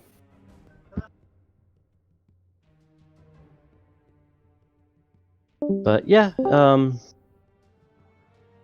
we are here. What adventures have you been through? It's been a couple of days. You went to the dwarves. How was that? Deep dark secrets unveiled, prophetic dreams giving me information that I'm not sure how to deal with. And we're likely being targeted by assassins. Oh, so you're on a normal adventure. I suppose so. We lost one of ours after that, but we're hoping to have a return to this realm. Oh, I'm so sorry for your loss. That's always hard. And, well, let's hope that if she does come back, that she comes back complete. I think she will. She's waiting for us. Oh? You were able to commune with the goddess of death? Not so much. I'm not a cleric of the normal sort. Are you familiar with oracles? She's like, she raises an eyebrow behind her blindfold and says, yes. I mean, that's... Well, let's just say one of my sisters was an oracle. We'll leave it at that. I'm sorry to hear that. It's not always a pleasant path to walk, but it Oh, is well, mine. I wish her all the trouble that it causes her. Hey, stop that! Stop that! Sorry, cat. It's fine. I wish her all the... I won't pry into your family matters. I have no siblings myself. But as part of it, I dream things that were and are. I've yet to dream of what will be, but last night I dreamt of her at a crossroads, and she Huh. is waiting. Well, that's interesting. That's one way of putting it. Well, I do wish you the best of luck. You haven't come across any hobgoblins in your travels since I last saw you, have you? That gets a sharp look, and then he remembers how they met her originally, before he slowly nods. That was actually what happened last night while I slept. She brings her fingers to her face, and then goes, I think I might need to talk to you more about this. Oh, there's a distinct pause as he abruptly blue screens. Companion, I think is the correct term. Glancing over at Matteo. Is finished eating while transporting the hobgoblin and Sabine's body to the House of Healing to be stored until someone capable of resurrecting her and studying it returns. Huh. And it was just the one hobgoblin, or they don't normally travel solo? No, there was a troop. We only brought the one because it was the most interesting. All were, from what I was told, at least blue-skinned. And this one was a mage of some kind. She kind of looks obviously surprised, like, you wait, a mage? I know.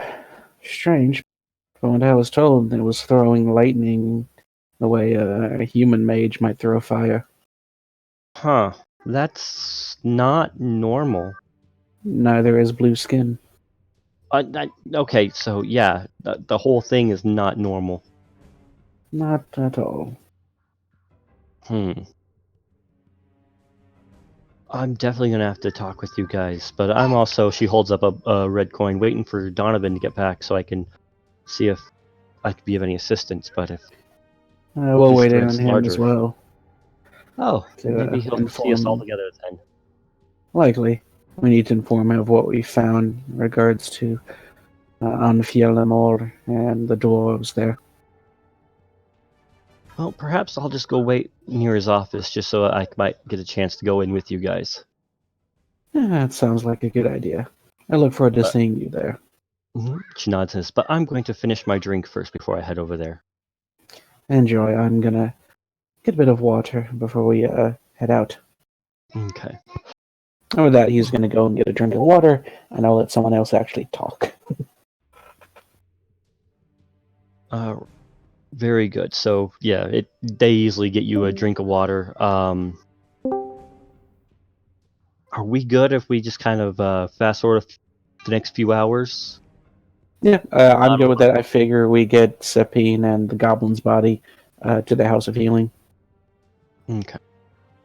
Are you guys just alright? Fast forward getting that done. I'm okay with that. All right. So as it's getting close, Matteo has the coin, right? Yes, she does. Would you have just stayed at the bar until the coin changed color?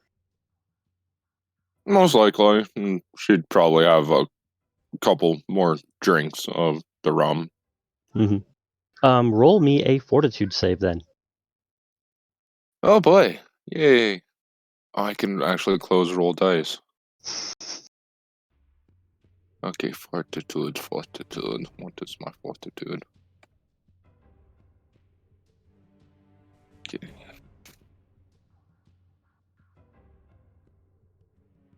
Rolls a 1, drunk elf during a during a funeral.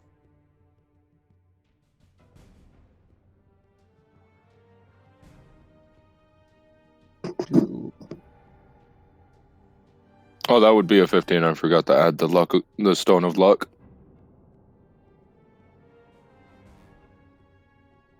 All right, that's good because that might be what saves you here. A good way to never forget that is on your character sheet, right next to all your skills in the miscellaneous mod, just put a 1 in every single one of them and it'll add it to your total for you. So that way you never forget.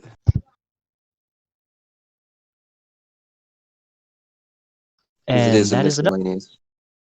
And that is a what? That is enough. You save. All right, cool. Cool. You, No drunk Matteo. You're not drunk. You're probably a little tipsy, but you're definitely not drunk. All right. All right. And, about that time you finish one of your mugs, the coin in front of you turns from red to blue. She'll kind of stare at it for a moment, forgetting what it was supposed to, kind of blanking on what it was meant for, and then it'll just like, and she'll kind of like stand up, just kind of look for Aoden, hoping that he's still nearby. Mm-hmm. And so for the rest of you who are waiting at the office, a little bit before this, you guys are... Izumi probably comes in and probably chats with you guys, She comes clean about being a Medusa with you guys, more or less because she knows she doesn't have to hide it here, and she doesn't think you guys are going to cause any issue with it.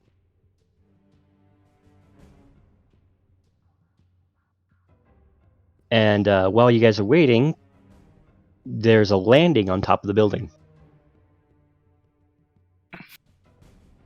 You hear something land on the roof and start moving around. I think Donovan's And, returned. and then the clawing along the... Did I just get disconnected? No. Yep. I think that was Summit. I don't know. It said I got disconnected, then reconnected. Yeah, mine did the same. That's weird. All right, I heard so flying at the... along the wall, and then through the main door, Donovan comes in and sweating. He goes, "Oh, you're all back. Give me a moment. I just flew for like the last 12 hours." Take I your time. understand. Yeah, just let me get in my desk, get a drink, and get a breather. It was something, but I still have a whole funeral to organize. So do we. Well, hopefully we can avoid that. He goes, "You know what? Everyone already knows Dad's dead. Go ahead and come in. I assume," he looks over Mary, "that the others are," and she nods and pokes a red stone on her desk that turns blue. He goes, "All right, go ahead and come in, and we'll wait for the others to arrive." Crom will follow. Double edges. Azumi puts the blue coin on the desk and goes in. She says, "I hope you don't Crom. mind. I have some things to discuss as well." Yeah, Crom didn't have one of the coins. Nope, that was Matteo. Yep. Who seems to be having issues? Everything all right there, Matteo?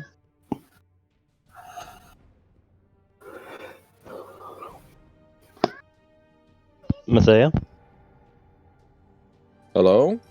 Hello? There he is. Oh my god.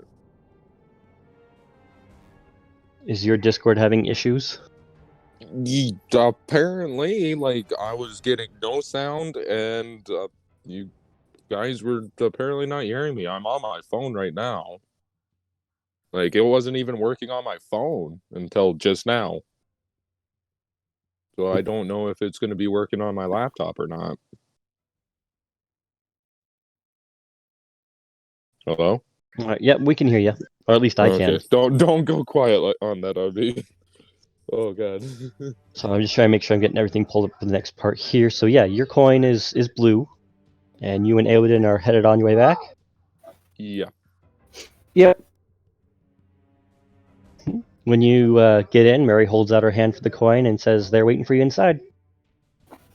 And Mateo would hand her the coin back and then walk inside Donovan's office. Balto kind of pushes his head in and kind of mews from the doorway since he can't easily fit through the doorway. He could, but it would be a squeeze. Says, Mateo will just stay next to his head. if you want, I'm sure Donovan wouldn't mind if we just move the wood plank outside his door or his window. All right. Well, at least then, he's not stuck in the doorway in case anyone else wants to come into the building. Very good point. Yes, if you guys don't mind that.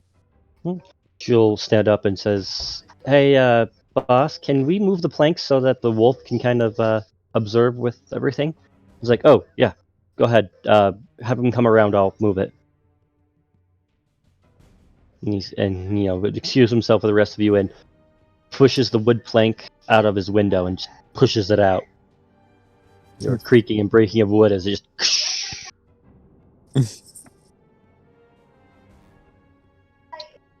And he says, "All right."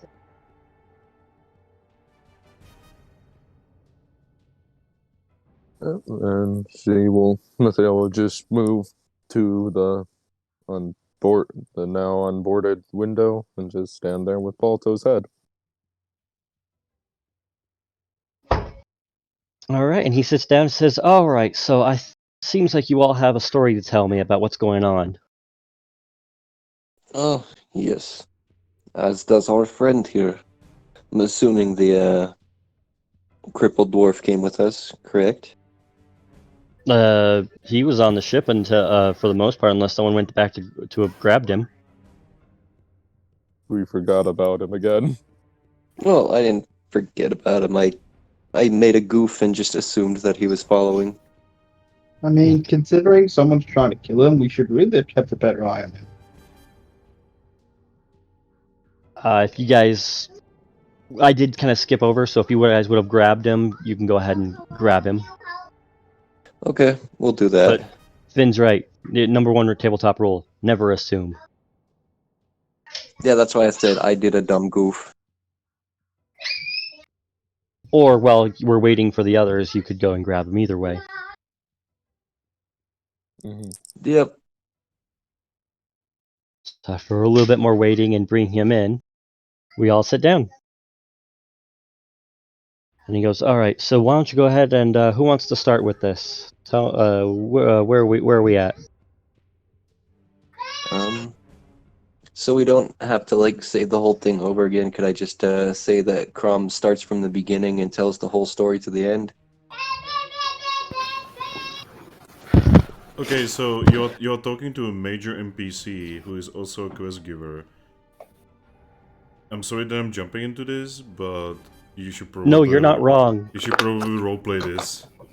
Yeah. I actually think Aoden's going to speak up here and say, well, the short version is Anfielnem Order is being controlled by hobgoblins that are like the beholden to your ancestral enemy, and there's likely some form of foul magic amongst them. And that's the short version. Do you want the long version? He's like, "Okay, yes, we're gonna need to start here.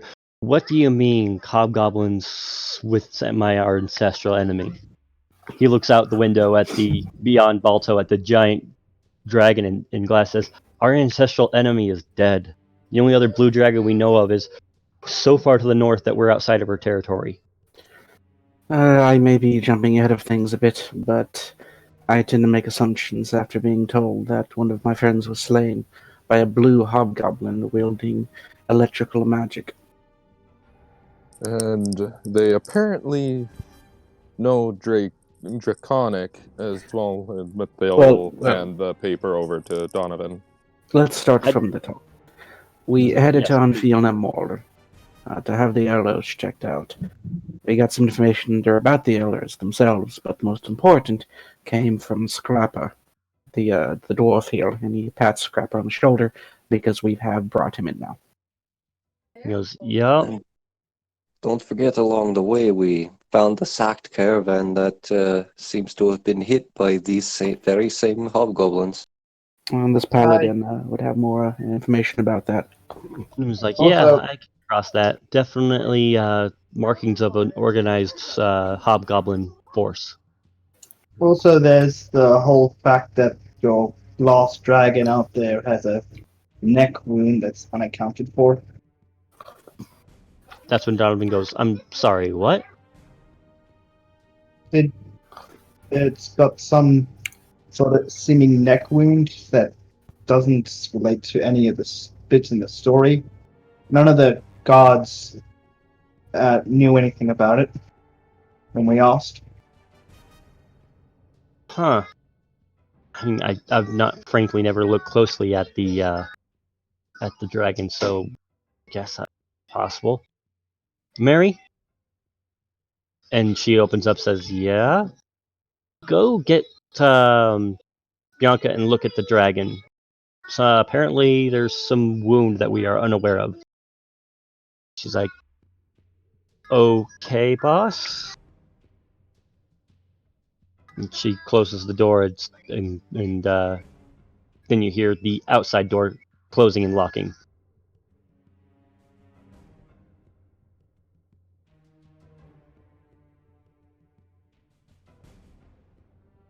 But as I was saying, Scrappa told us some of his family history, which included the fact that hobgoblins are secretly controlling that city and have been for some time, which matches up with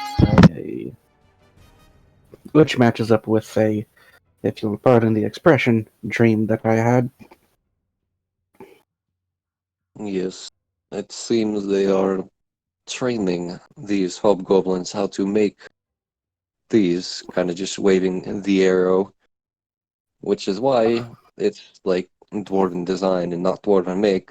It solves that mystery. Furthermore, after we had left, as we were no longer safe in the city, once Scrapper had told us this, we found an abandoned mine shaft some distance away that we sheltered in for the night. There we were attacked by a troop of hobgoblins that seemed to have been sent for us. I was not awake for it. I fall into a deep prophetic sleep of sorts that cannot be wakened from. But the others can tell you of the battle itself. Blue-skinned hobgoblins, one with electrical magic, carrying a note written in Draconic, which is not normal language for hobgoblins. And in the whole process of all this, our good gnome friend Sapine got hit quite hard, and well, she didn't survive it. He nods and goes, "Well, that is definitely something. Be more prepared." But yes, I see no reason why we can't go and see my sister and see if she is prepared for a resurrection.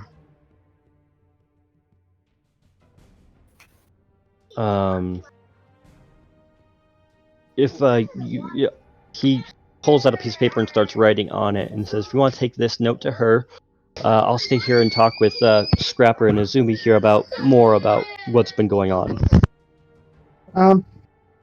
I don't mean to be blunt, but I have a question.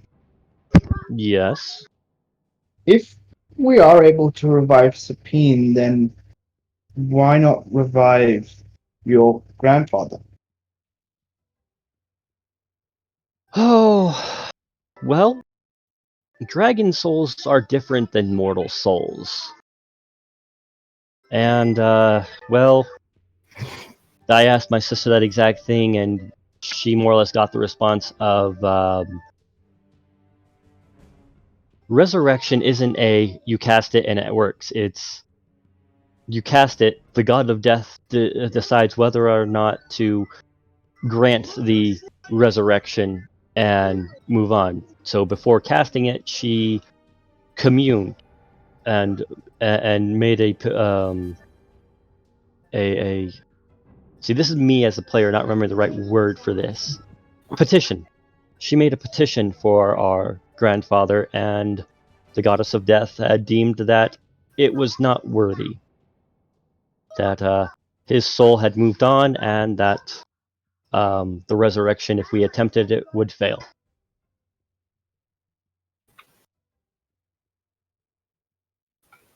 Oh, I'm very sorry.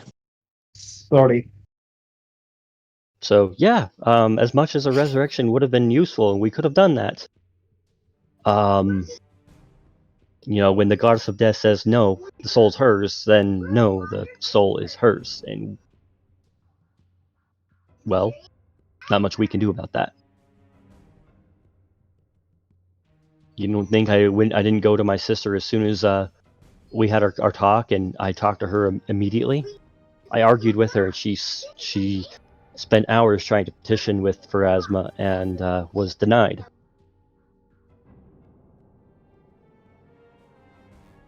And I'm sorry for asking something that is not my business. No, it's a fair enough question. You weren't the first one to ask, and I've been dealing with people or siblings asking me off and on, and after a certain point, I just, told them no, and I stopped trying to explain it.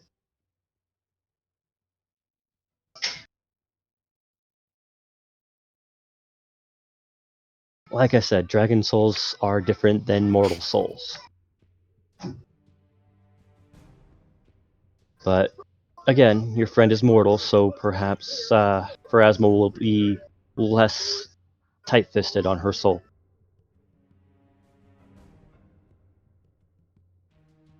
But if that's all, I'll go ahead and start discussing our options here, see what information I can get about hobgoblins and about the dwarf mine and what's going on exactly from these two.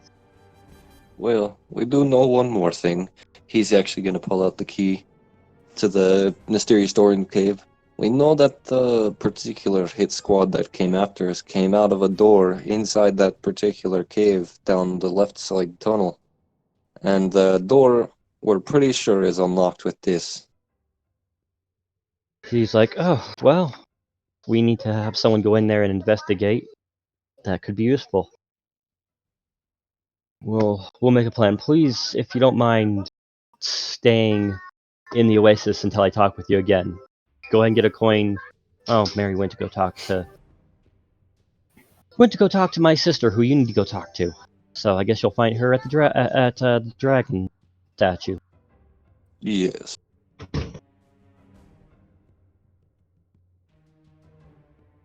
Kind of rubs his head with exhaustion and says, "All right. Well, is there anything else?"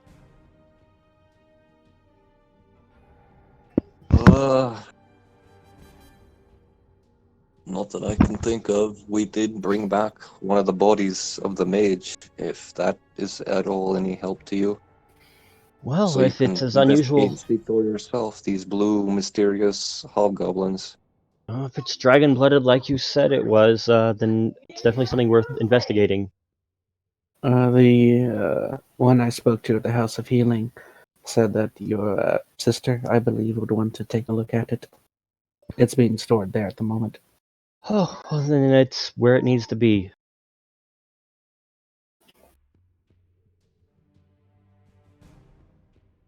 Great. Thank you very much. That'll be it for now then. No, thank you. I will figure out proper compensation for you all for this information when I have a chance. Well, thank you anyway. We'll go see your sister now. And then he'll nod and offer his hand to the Dragonborn. All right. Dragon-blooded, whatever. The half dragon? Yes, he's gonna offer his hand. He'll shake it and kind of says, "All right." Yeah, Crom's definitely not taking this well. I don't think any of you have been taking this particularly well. Yeah, especially considering he's a lawful good and, like, he cares about those under his wing very much. And the fact that he couldn't save her is hitting him particularly hard. Okay. But anyway, so he'll give a nod and then turn and head out. All right. Anyone else have any last things to say to Donovan before you move out?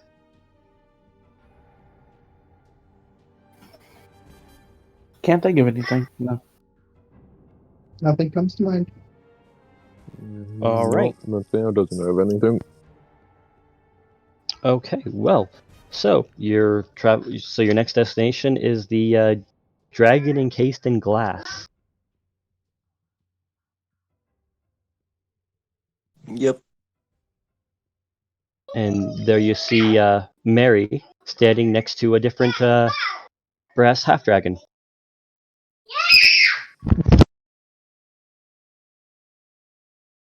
Children. Yes. Sorry about that. I was not expecting him to scream because his sisters are in the kitchen. Crom will approach and offer his smile and say, "I take it you're Donovan's sisters." Beatrice goes, "Well, I'm his sister, yes." Oh, my apologies. Yes. So he's gonna offer his hand. I'm Crom. We're obviously the ones who brought the two bodies by. She takes her hand and says, "Yes, I've heard. I wasn't sure if you were aware, but Mary's actually Donovan's oldest child. Hence why she takes over for him." I understand. Mary kind of looks a little bit abashed, like, "I don't like talking about it." That's okay. We don't need to talk about it if you don't feel comfortable. If you're good, I'm gonna head back to the office so that I can deal with all the other nonsense that still needs to get dealt with. That's And all right Beatrice with me. kind of just... Oh, go ahead. If you don't mind us tagging along. Yep, and Beatrice kind of waves Mary off, says, "Yes, yes, go do paperwork. I'll take care of the healing work."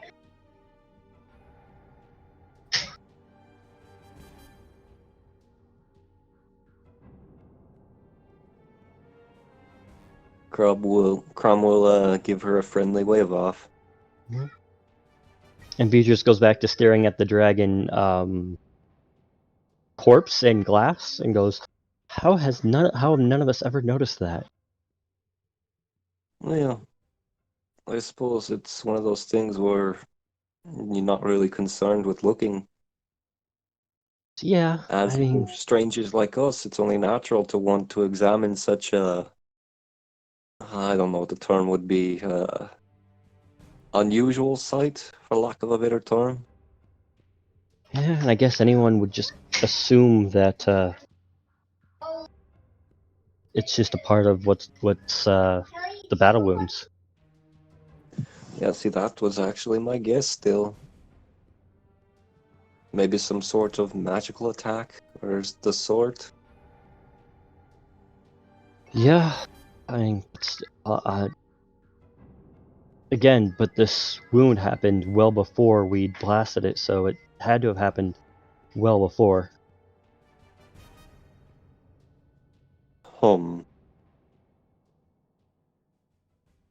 Well, I can't say, especially considering it's kind of encased in glass, so it's not like we can examine it too closely.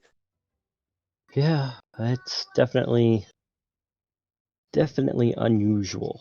That's for sure. Well, if you can draw any more accurate conclusions than us, all more the power to you.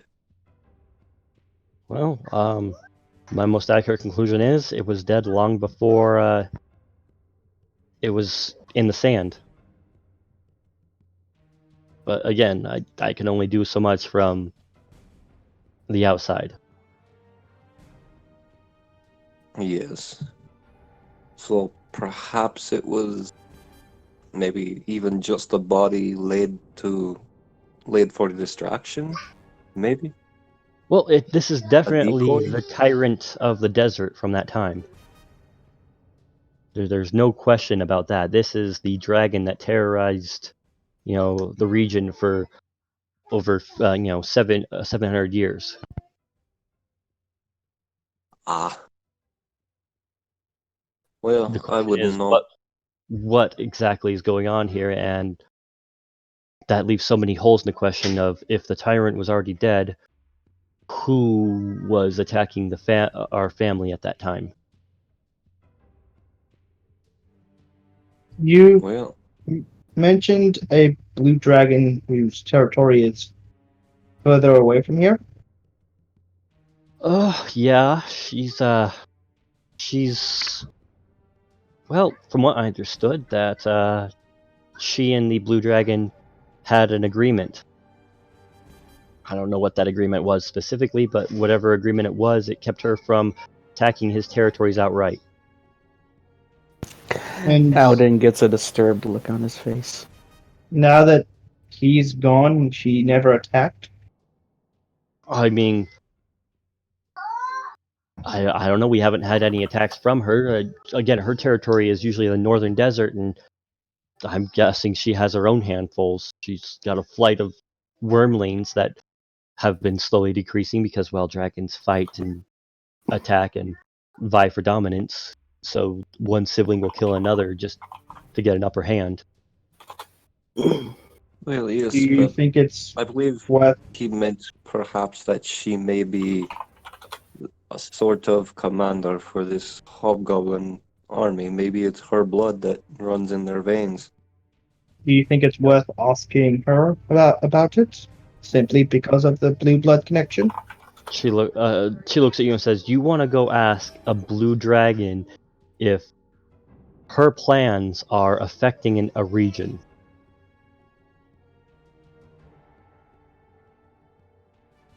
And she just kind of lets the question hang there as she asks it. Well, no, not ask her directly, but investigate. I mean, that's even by a skiff, a several month journey to the north.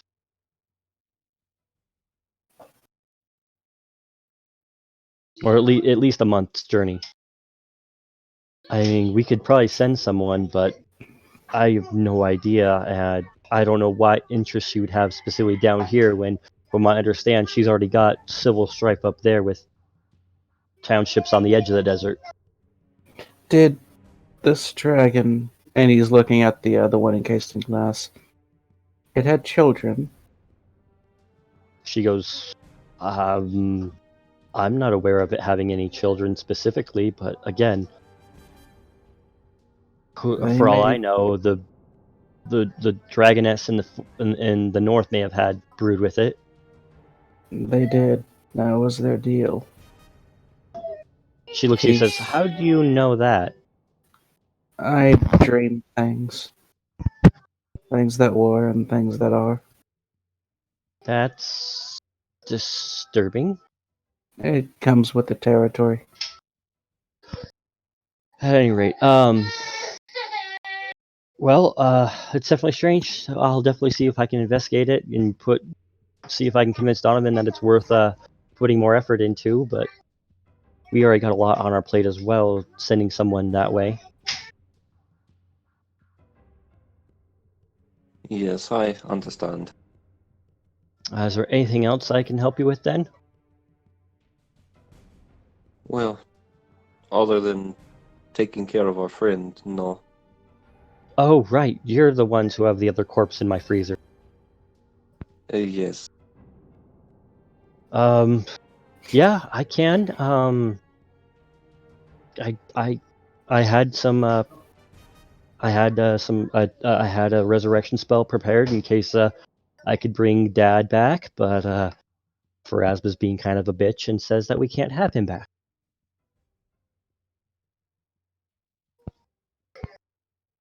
I'm very sorry for that. My condolences. Well, you can't exactly tread on the domain of a god and hope that they're gonna smile favorably on you. She likes to have an iron grip on her dead.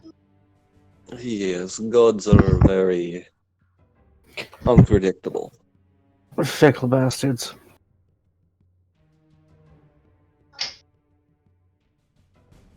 Well, let's I go love back how to my Auden is. office. What was that? I was gonna say, I love how Auden is probably the most religious of us, and he's the one that mentioned gods being fickle bastards. Auden's not a cleric. His power does not come from the gods. Oh, well, he I just mean, it's being good divine for in religious nature, sake. but yeah. Children.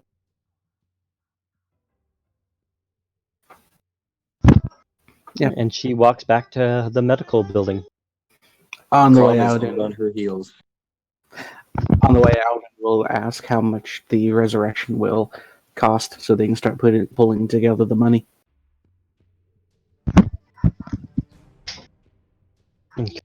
So, sorry, one more time? My kids are being loud again. Crom, you first. Well,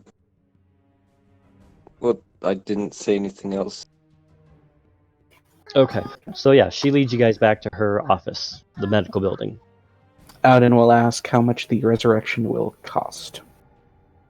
She goes, "Oh well, there's the cost for the diamond, so that's 25,000 gold. I'm going to have to commune to see if we can even retrieve her soul, so that'll be 500 gold, and then the actual casting of the spell is another 1,500. So in total, we're looking at about just I have everything prepared, so I'm not going to upcharge you. 27,000. I really appreciate the lack of an upcharge. I can contribute 600 platinum.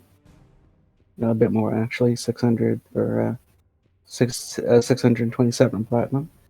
So that'd be 6,270 gold. 6,270, you said? That's the extent of my finances at the moment. Okay. She nods. Well, that's a portion of it. Steve ain't here. Steve's gonna be buying meals for a while after this.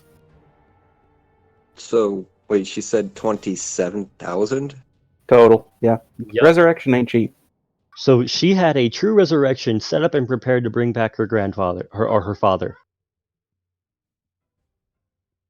And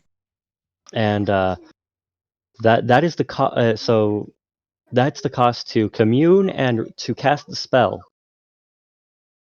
She won't charge you for the rest of it if she does, because she'll do the commune first and see if it's even possible. If it's not possible, she's not going to charge you for the resurrection. So 500 gold for the commune.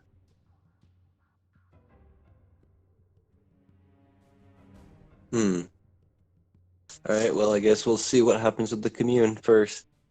Okay. All right, let me pull that up. So she goes back to her daughter, who's the apprentice there, is like, "Oh, it's good to see you again, Evan." It's good to see you too as well, Jess. It's like, all right. She's like, "Jess, make sure they're settled. I'm going to go make some prayers." What was the individual's name? Sapien.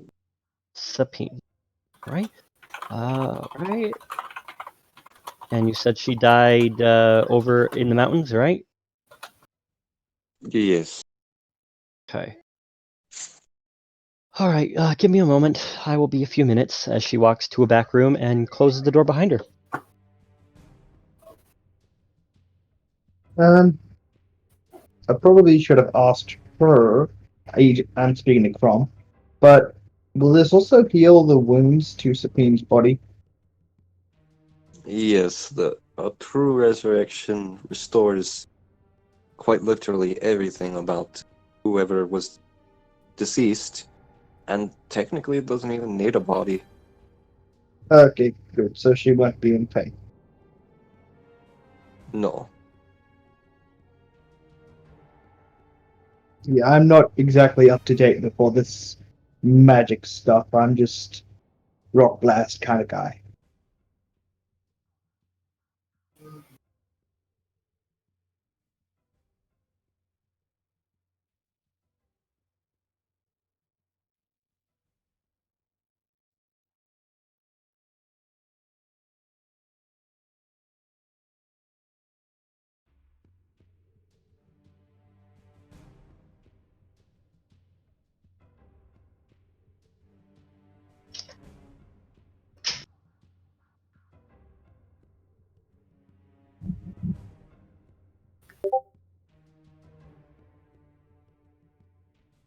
Oh.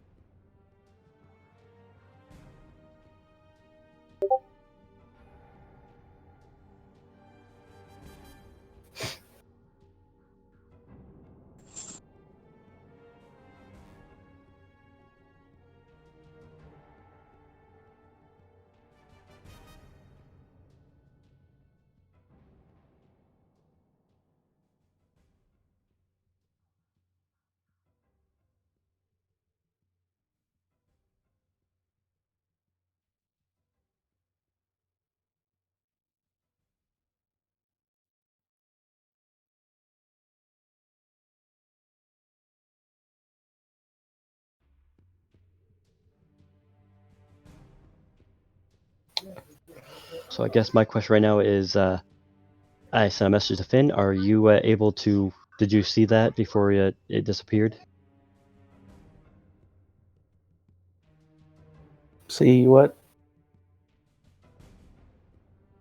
Stefan, sorry. I'm still looking at the gold situation here.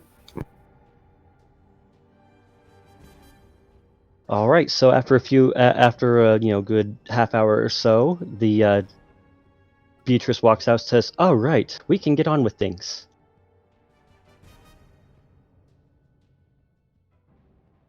And so,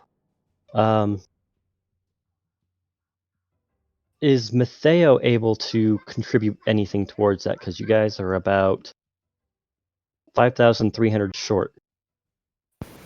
Yeah, Matteo.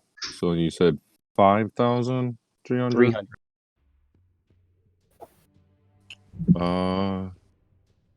Matteo can supply the rest of that. Good. Because after this, I'm going to be broke until we sell some of that shit that we picked up. So it's 5,220 specifically that's left. 5,220. So 500 platinum is 5,000. Yep. Then plus another 20 platinum, that's 5,200. And then I got 20 gold. All right. So you have the full amount available between you guys. Awesome. And is someone wanting to attempt to barter on this? What I'm going to attempt to barter if I do is actually not going to be our gold. You know who'd be the best at bartering? Steve, Steve? who's not here. All right. So what are you attempting? Well, once she comes out, if she has good news for them that Supine can be resurrected, Crom's actually going to take off his ring of protection +4 and offer it as a trade, considering that the sell value is 32,000 gold. You really do not need to do that. That thing's incredibly expensive. It's worth a lot more to have our party member back in his eyes. True. She's worth it to him. But we have the gold. Mate, if you do that, I'm deleting Sapine's character sheet. So you But- offer that, and she goes, "I don't need that." Thank you. I mean, if you want to Sorry. go sell that to David and get whatever he'll give you for that, but if you've got the amount, I'll just do the resurrection and get it done with.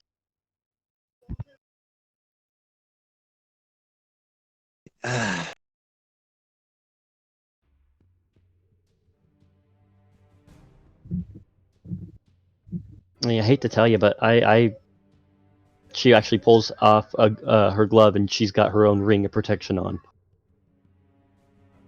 Well, yeah, but basically, well, that's not the way he sees it. Sapine is a lot more important than any physical object. She is a living, breathing, thinking being. Yeah, we can afford it. It's fine. Well, yes, but it'll break every single one of us. No, I still got like a lot Yeah, I mean- left. I still got Well, most of us. left. You guys have plenty of things. It's going to be expensive. It's going to take a hit to your collective cash, but it's not going to break you. Yeah, and plus we still have all the other stuff we can sell from the chest. All right, fine. And- Then I'll just do a We normal got- barter roll for like actual payment. Then All right, roll diplomacy.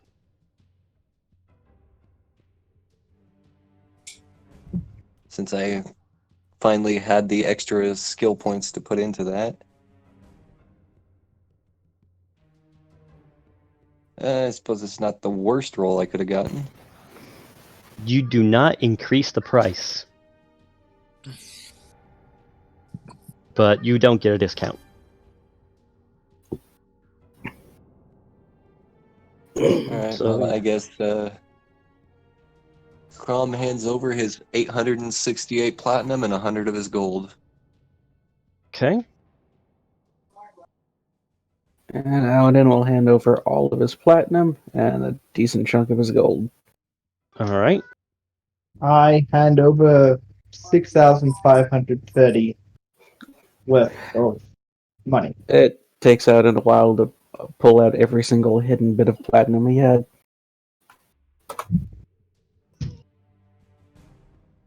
Beatrice looks at you and says, "That has to be mighty inconvenient."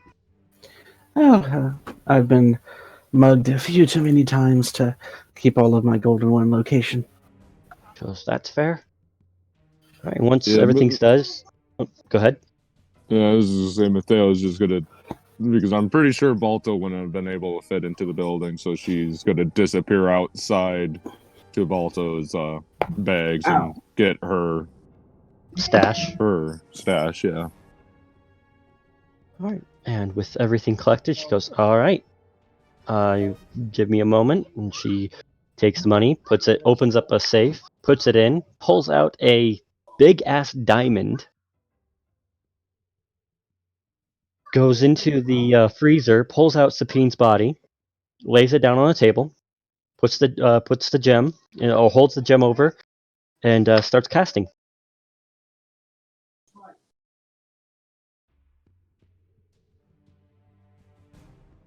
Make sure I have. And it takes about 10 minutes for as she starts casting.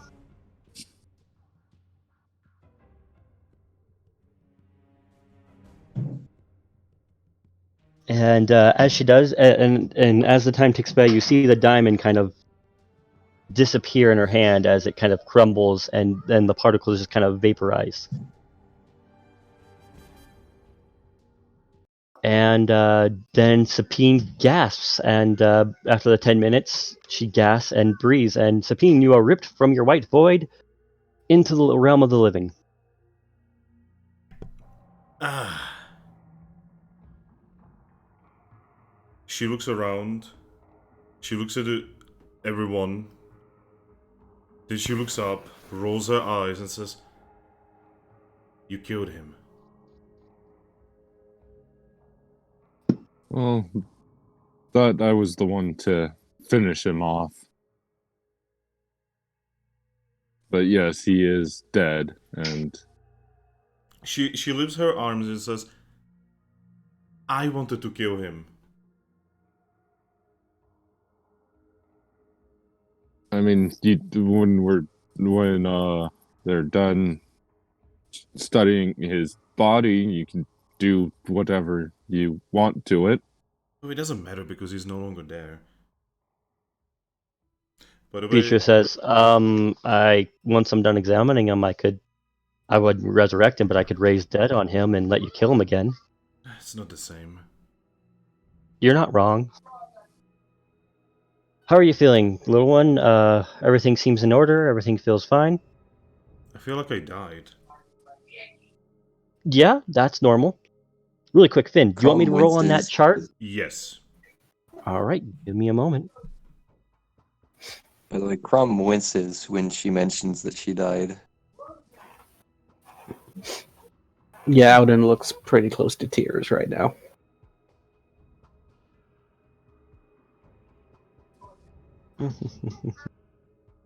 One is that?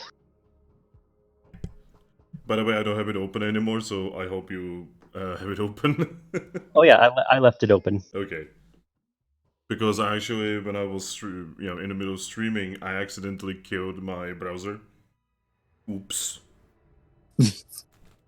It's all good. And of course, Menu. I don't have the thing where it like immediately restarts all of the tabs. Oh, well, that's interesting. Here, I will just tell you what exactly that is.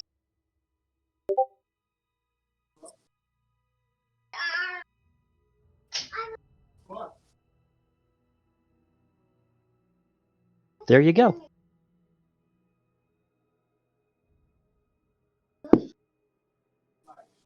All right. So yeah, Sapine is alive and well and healthy, and the rest of you are poor. So yeah, can she like, I don't know, sit up? Yeah, there's nothing stopping you. You're wrapped up in a bloody or in a nasty blanket, but yeah. So she just sits up. She looks at the blanket. She just like throws it away. She stretches.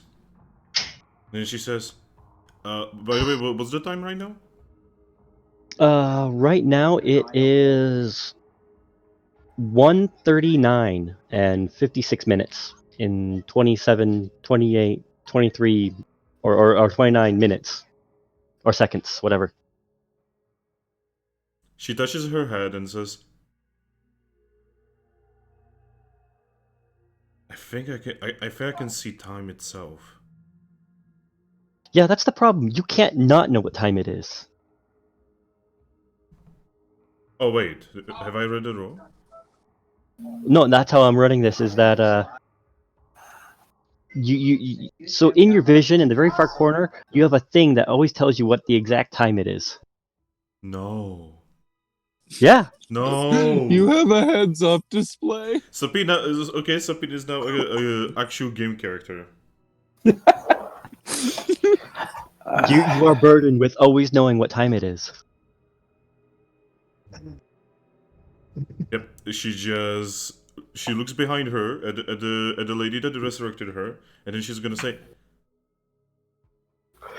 "What have you done?" She says, "I brought you back to life." Well, yeah, but what have you done? I brought you back to life. I can see time.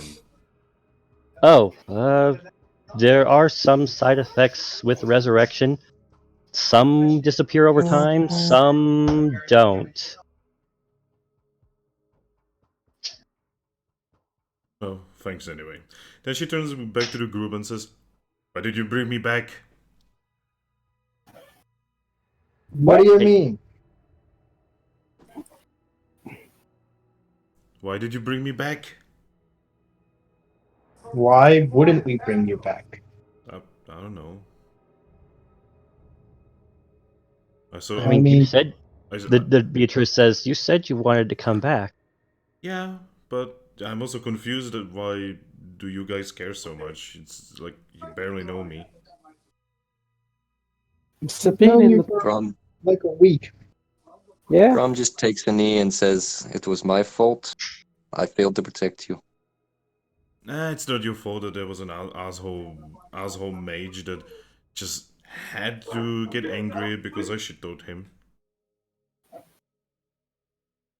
But it should have been me. Well, you have a big shield. I didn't. Wish to A fix big that. shield that was standing in front of you and should have taken the blast. Well, you see, Chrome. That's usually not how it goes with us spellcasters, you know. See, we are like the specialists at not giving a single fuck about such things as blocking the path. I mean, He just I kind of. kind of They're not spells, but I still try to block the path. yeah, Grom just still kind of sighs and Yep, just looks away. yeah, she just gets up and looks around and says, "Where are we? We're at the Oasis. Well, I'll be here." We Well, came yes, we back had to you. report. Yeah, yes, we had information to bring back, and we didn't exactly want to get caught in that cavern after the reinforcements came. Have you killed them all? All the ones except for the scout who managed to escape. Ah, great. So now they know that we are strong enough, and they also know that we know things, and... Oh, no.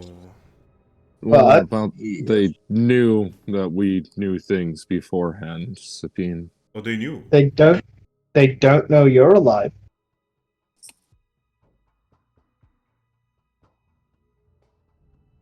Oh, alright, so have you reported it to the family? Beatrice kind of clears her throat and says, She just turns around and says, "Have they reported it to you?"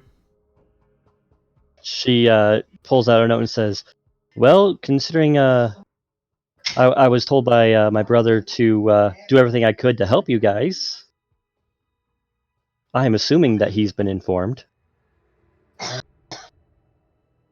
Alright.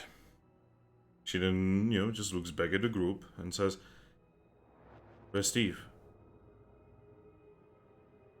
I think he's still on the ship. Huh. Yes, we're not entirely sure where he ran off to. He's taking care of goblin business. A little funny considering he's the richest.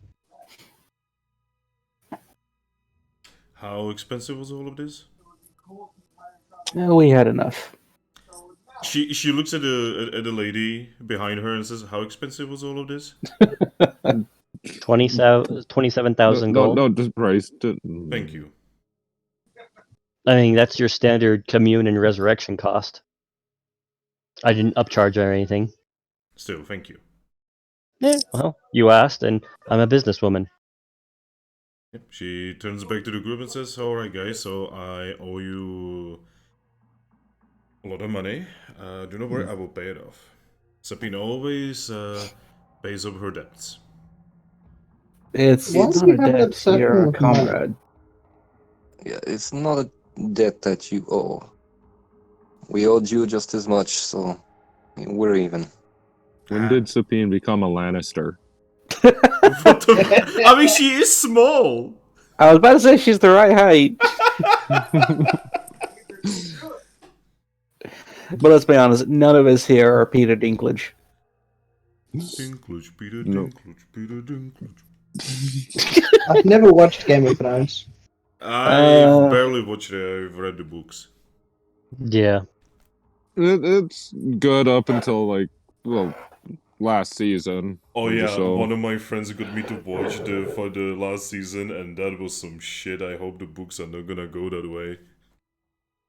The books aren't even finished. Well, They're not yes. close to being finished. Well, yes, and the writer is like kind of shitting himself because he like for years he's hit like basically a writing block. He's actually come and mentioned, well, now I know what not to write. Oh, that has to smite. Yeah. And he's busy with other projects. He's working with From Software on another game that he's Yeah. writing the story and lore for. Yeah, he's working on the Nordic Dark Souls game. Yeah. I'm kind of looking forward to that. I hope they will learn from Sekiro and such. Anyway, You guys brought Sabine back. okay, so I'm writing down that she owes the group 27k.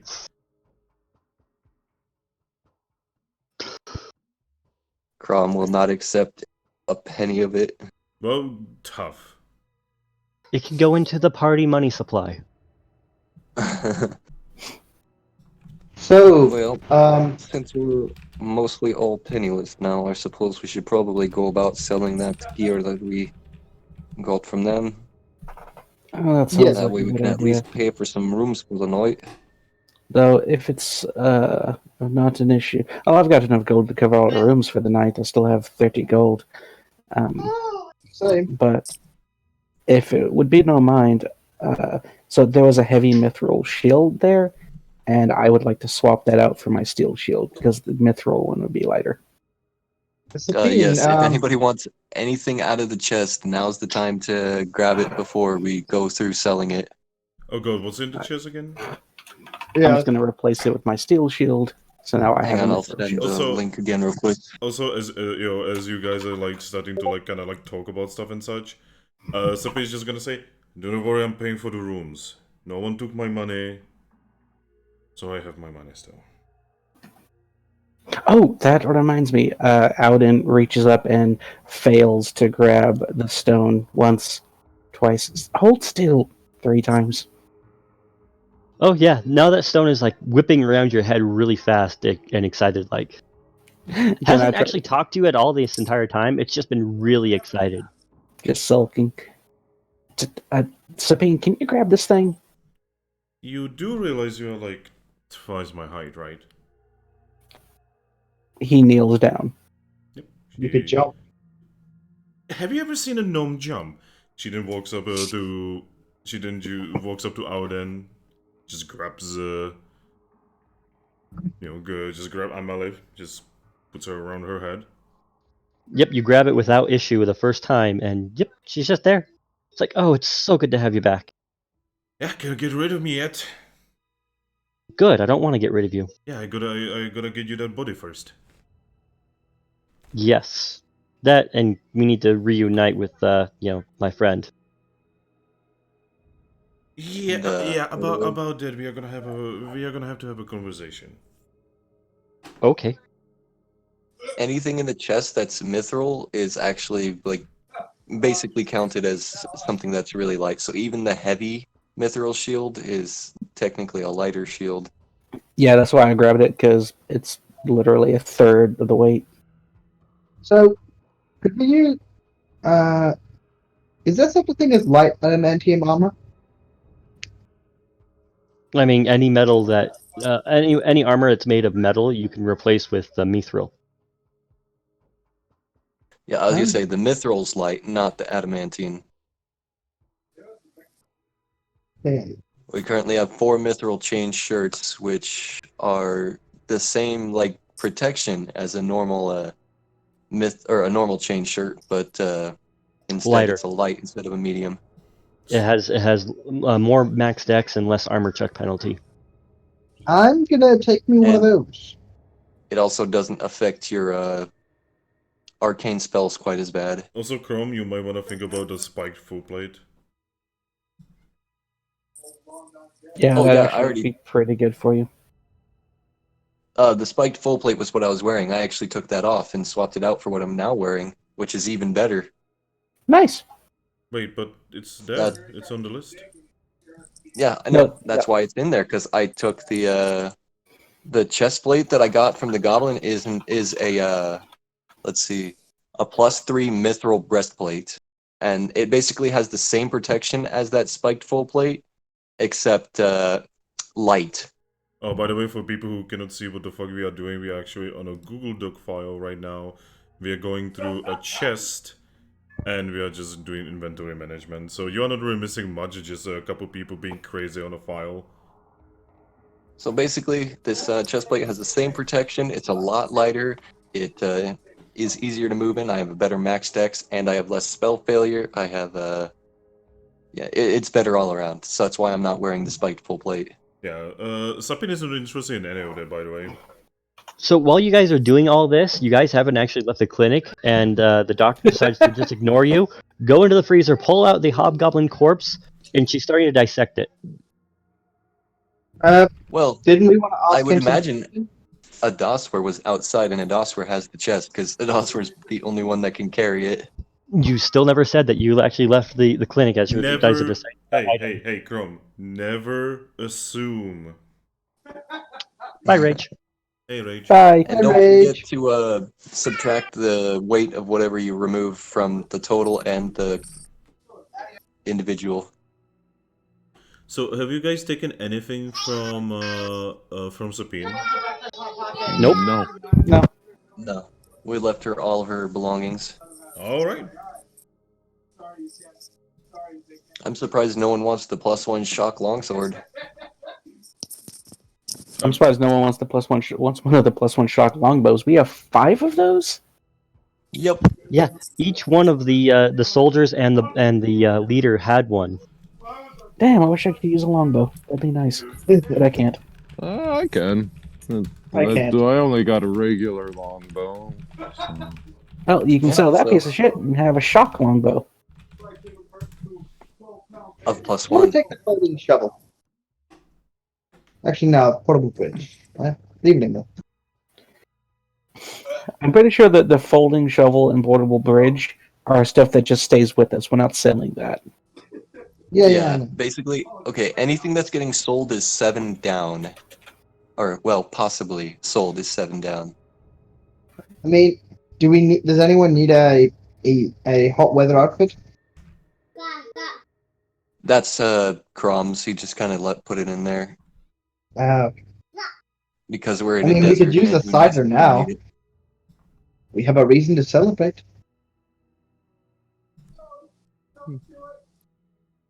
Oh yes, but I assumed that we were going to sell the chest of cider. We're not selling the box of adamantium. We wanted to get that Yeah, we were forged gonna- into something. Yeah, we were going to see if we can work that into something. I mean, you can leave the box of adamantine in the chest for now. Yeah, who's cutting the list in half? Yeah, I don't know. Somebody kind of put a space in there for some reason. By the way, Striker, Yes. what's Sapin health? Max, Okay. you're fully healed.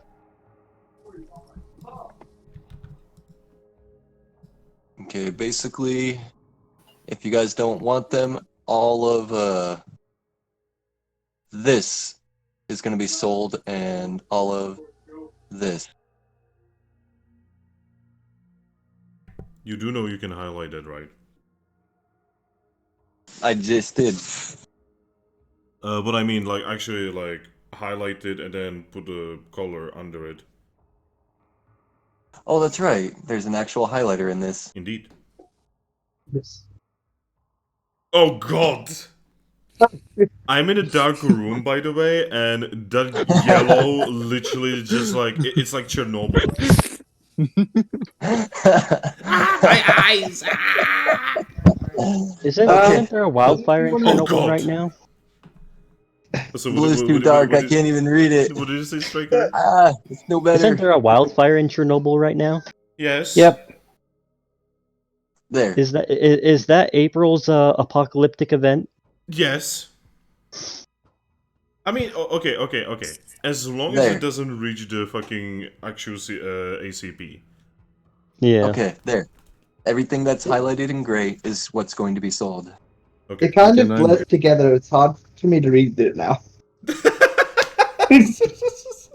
You know what? Fuck all y'all. I'm gonna solve this shit right here and now. Okay, guys, are you sure none of you want any of this? Well, I just took one of the shock longbows. I just need to add my regular longbow to it. So, weren't we going to sell the campsite because because we already have individual Dude, you never camp gear. you never know when the campsite is gonna be useful. Yeah, it's definitely got a lot of supplies that we could possibly use. Not to mention we could probably use it to like create an ambush or something. That too. We can set up like a whole campsite and like light a fire in the middle and just ambush anyone who comes in to attack it. Yeah, we can ambush the ambushers. Exactly. That's a good point.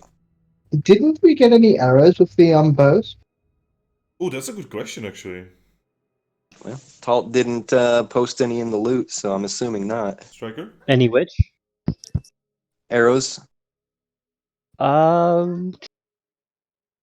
Let's see.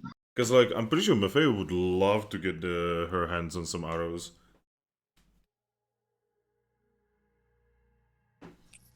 This one, yeah, she's already got like. She's still got quite a few left. See, I'm thinking that these Well- could be like arrow, like arrows +1 or something. Yeah, remember how those arrows that were in the Masterwork. dragon were masterwork? I'm guessing Yep. these are the same. Yeah, like these could Yeah. be, this could be like masterwork. It could be like magical +1 arrows or something like that. You know, Hmm. could be elementals. Let's see. So I put the wrong number there. There we go. I believe that's correct. Yeah. 120 masterwork arrows. Holy And- shit! And you usually sell arrows in batches of 20. Holy shit! Maffeo, get them. Yeah, that's all you, Matteo. Oh my fucking god! You know how much that is gonna help you with fucking basically fucking over Tatsu. You know, I want to take one of those bows. Why not? Can you use a bow? A longbow? Is it a simple weapon? It's no, a it's a weapon. martial. Oh, Yes, Yeah, I a was gonna bow say- is a martial weapon. That is probably one of the weirdest fucking things in all of D&D. It's this thing. Um, It's even weirder because a short bow is a simple weapon. A long it's bow not. is a martial. A short yeah, bow- it is. A short bow is a martial weapon. A crossbow is a simple weapon. why did these You know guys what? go into a cave with longbows anyway? Since I'm the only one who actually even can, I think I might just take one of the shock longbows just because, you know. Oh, yeah. Why You're not? right. Fuck. So they were planning on leaving the cave and going into the desert to track you guys down. Huh?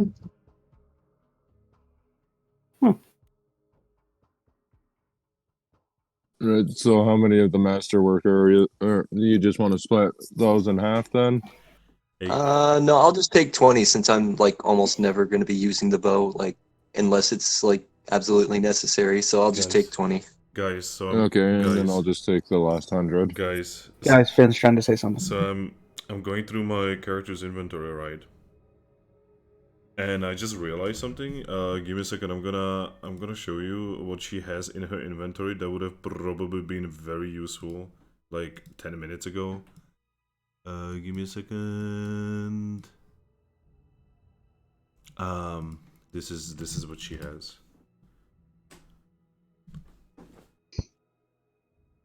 Nick, Well, I mean, we can always sell that to recoup some of the money, Yeah. or we can keep that in case one of us dies in the future. So that diamond would have been useful in the resurrection if it was worth the 25,000 gold that the diamond she had was worth. This one is up. didn't we appraise it yet? No one's appraised it yet. Can Sabina roll appraisal on it now? I mean- Sure. You could ask one of the dwarves to get a bonus to appraising gems. It's so difficult to see. You know, I'm just gonna like zoom in on this character sheet. Oh my god! Suddenly the character sheet is so much more visible for me. Okay. So she is just gonna roll appraisal. She's somewhat okay with it.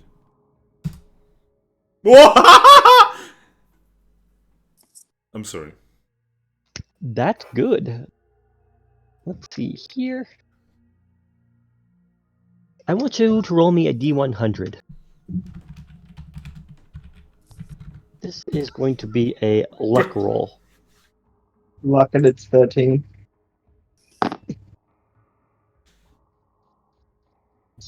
Okay. All right. So, I need to know, Sapine, do you want it close or far to your roll? Far. Far? Okay. You want to what? I will roll this luck roll here for everyone to see.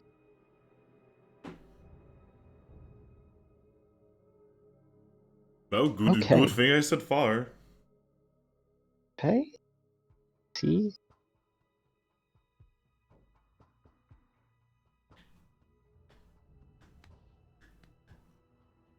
Let's see. I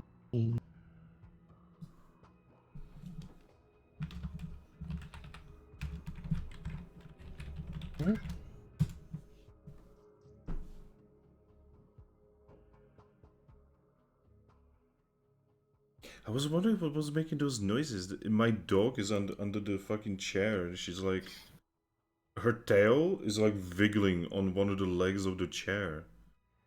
Okay. Wiggle, wiggle. So, that uncut diamond Yeah. is worth 41,600. What did you just say? What did you just say? So that diamond is about the size of a softball, and it's worth 41,600.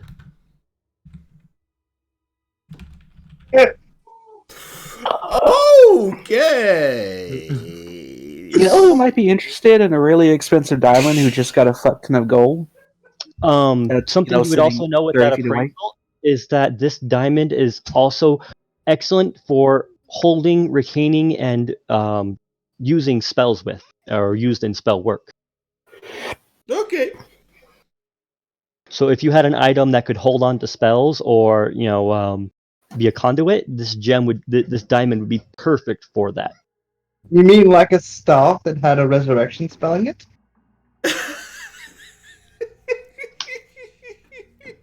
There's all sorts of things there. That's So- a lot of money. If we put this diamond in that staff that had a resurrection spell, could we use the resurrection spell with it, or is it only the healing spells inside? Sapine, Yes. the hand of yours that glows occasionally, which hand is that? That is my left hand. Do you hold this diamond in your left hand at any point? Well, she's left-handed, so yes. It glows every time you hold it in your left hand, by the way. Yo. Yeah. If you're used to detect magic, it seems like the gem itself is able to absorb magic, and it's absorbing it directly from your hand. Alright, so she's gonna save it, and she's gonna, like, insert, like, a level 9 magic spell into it, like something like fucking Armageddon. Resurrection? And then, you know, like, when we get to the final boss, she's just gonna throw a fucking diamond at it. One way to use, so it can, if you have it in a device that can use spells, like hold and release spells, then you can. It's perfect for that. If the diamond itself has a spell in it and you break the diamond, it is affected by a 1d6 meta magic abilities. See that's very useful because for next feed she's actually gonna start getting some meta magic shit. Oh no! These are 1d6 random meta magic feats when you break it. So what you are saying is if I put like, I don't know, let's say like Phantasmal Killer on that, and she breaks it against someone, that Phantasmal Killer spell will have, I will roll 1d6 and it will be affected by up to 6 different meta magic feats. guys, this can get really retarded. And those are all randomly selected. She's gonna keep it. She's not gonna sell it. This is gonna be a wild card. You know, this could be like a life-saving situation. I'm not gonna lie, I can totally see this being a major component in like an end game staff that she gets made. Oh, and this can also substitute any material component, but it would consume the gem. I mean, for now, eschew materials is still good enough, but you know, next level she's gonna start getting spells that might not actually be okay with that anymore. But yeah, just so you know, you can substitute this gem for any material component required for a spell, Okay. but it will consume the gem at that time. Okay.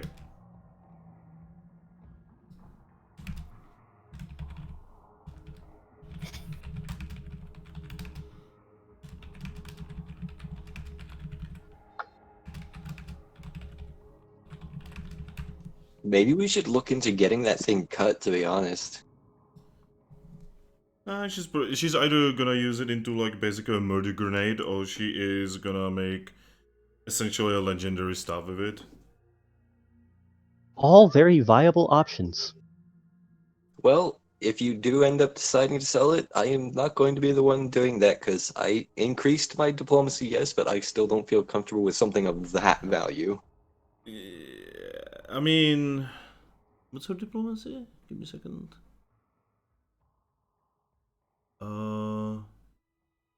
See, if the funny thing is, her actual diplomacy is actually her lowest charisma skill because it is technically not her class skill. So, Yep, mine honestly, I is, but I think have this is low probably a charisma. good place to call it good. We brought back Sapine, we found out items, and we just realized that some of us have some potentially very powerful gear. Do you want to at least do the selling of stuff now? That way we can have it out of the way before next session. I mean, that could be done You know, off screen. I would yeah. So say, let's do that off screen. I can do that with Steve off screen if he wants to use diplomacy to get the best options for that. Okay, that works. I mean, unless you want to do it or right now and not have the best options for selling.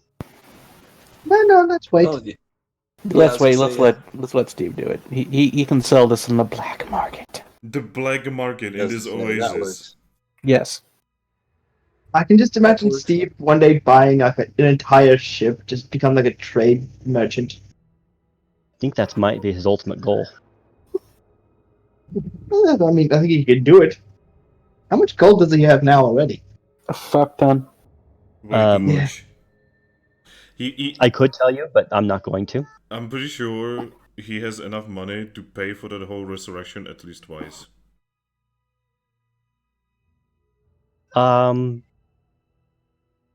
He was close. He Jesus. could have I'm paid getting- for most of that resurrection. Motherfucker. Jesus fucking Christ. I mean, technically, Seppi just became the richest person in the group. That is true. Yeah? What about the 27,000 debt? I mean, debt is only dead as long as the person that she's indebted to is alive. I don't actually mean that, by the way. Anyway, so are we ending this session? Yes, we're going to end it. I think this is a great place to end it. We've been at this for a little under 3 hours. There's one last thing that I think is going to happen in this session, though. Okay. What's that? While Sapine is sorting through this, Auden is going to walk past, pause, pat her on the shoulder, and say, "I'm glad you're back." And then he's going to whisper something celestial and form that same bond that he has with Matteo and Crom with her. Because he's not letting this happen again. Can I roll? You could roll spellcraft. Yeah, can I roll spellcraft to tell? Yep. Yes! Finally something that Sapine is actually really damn good at. Please roll well. I want drama next session.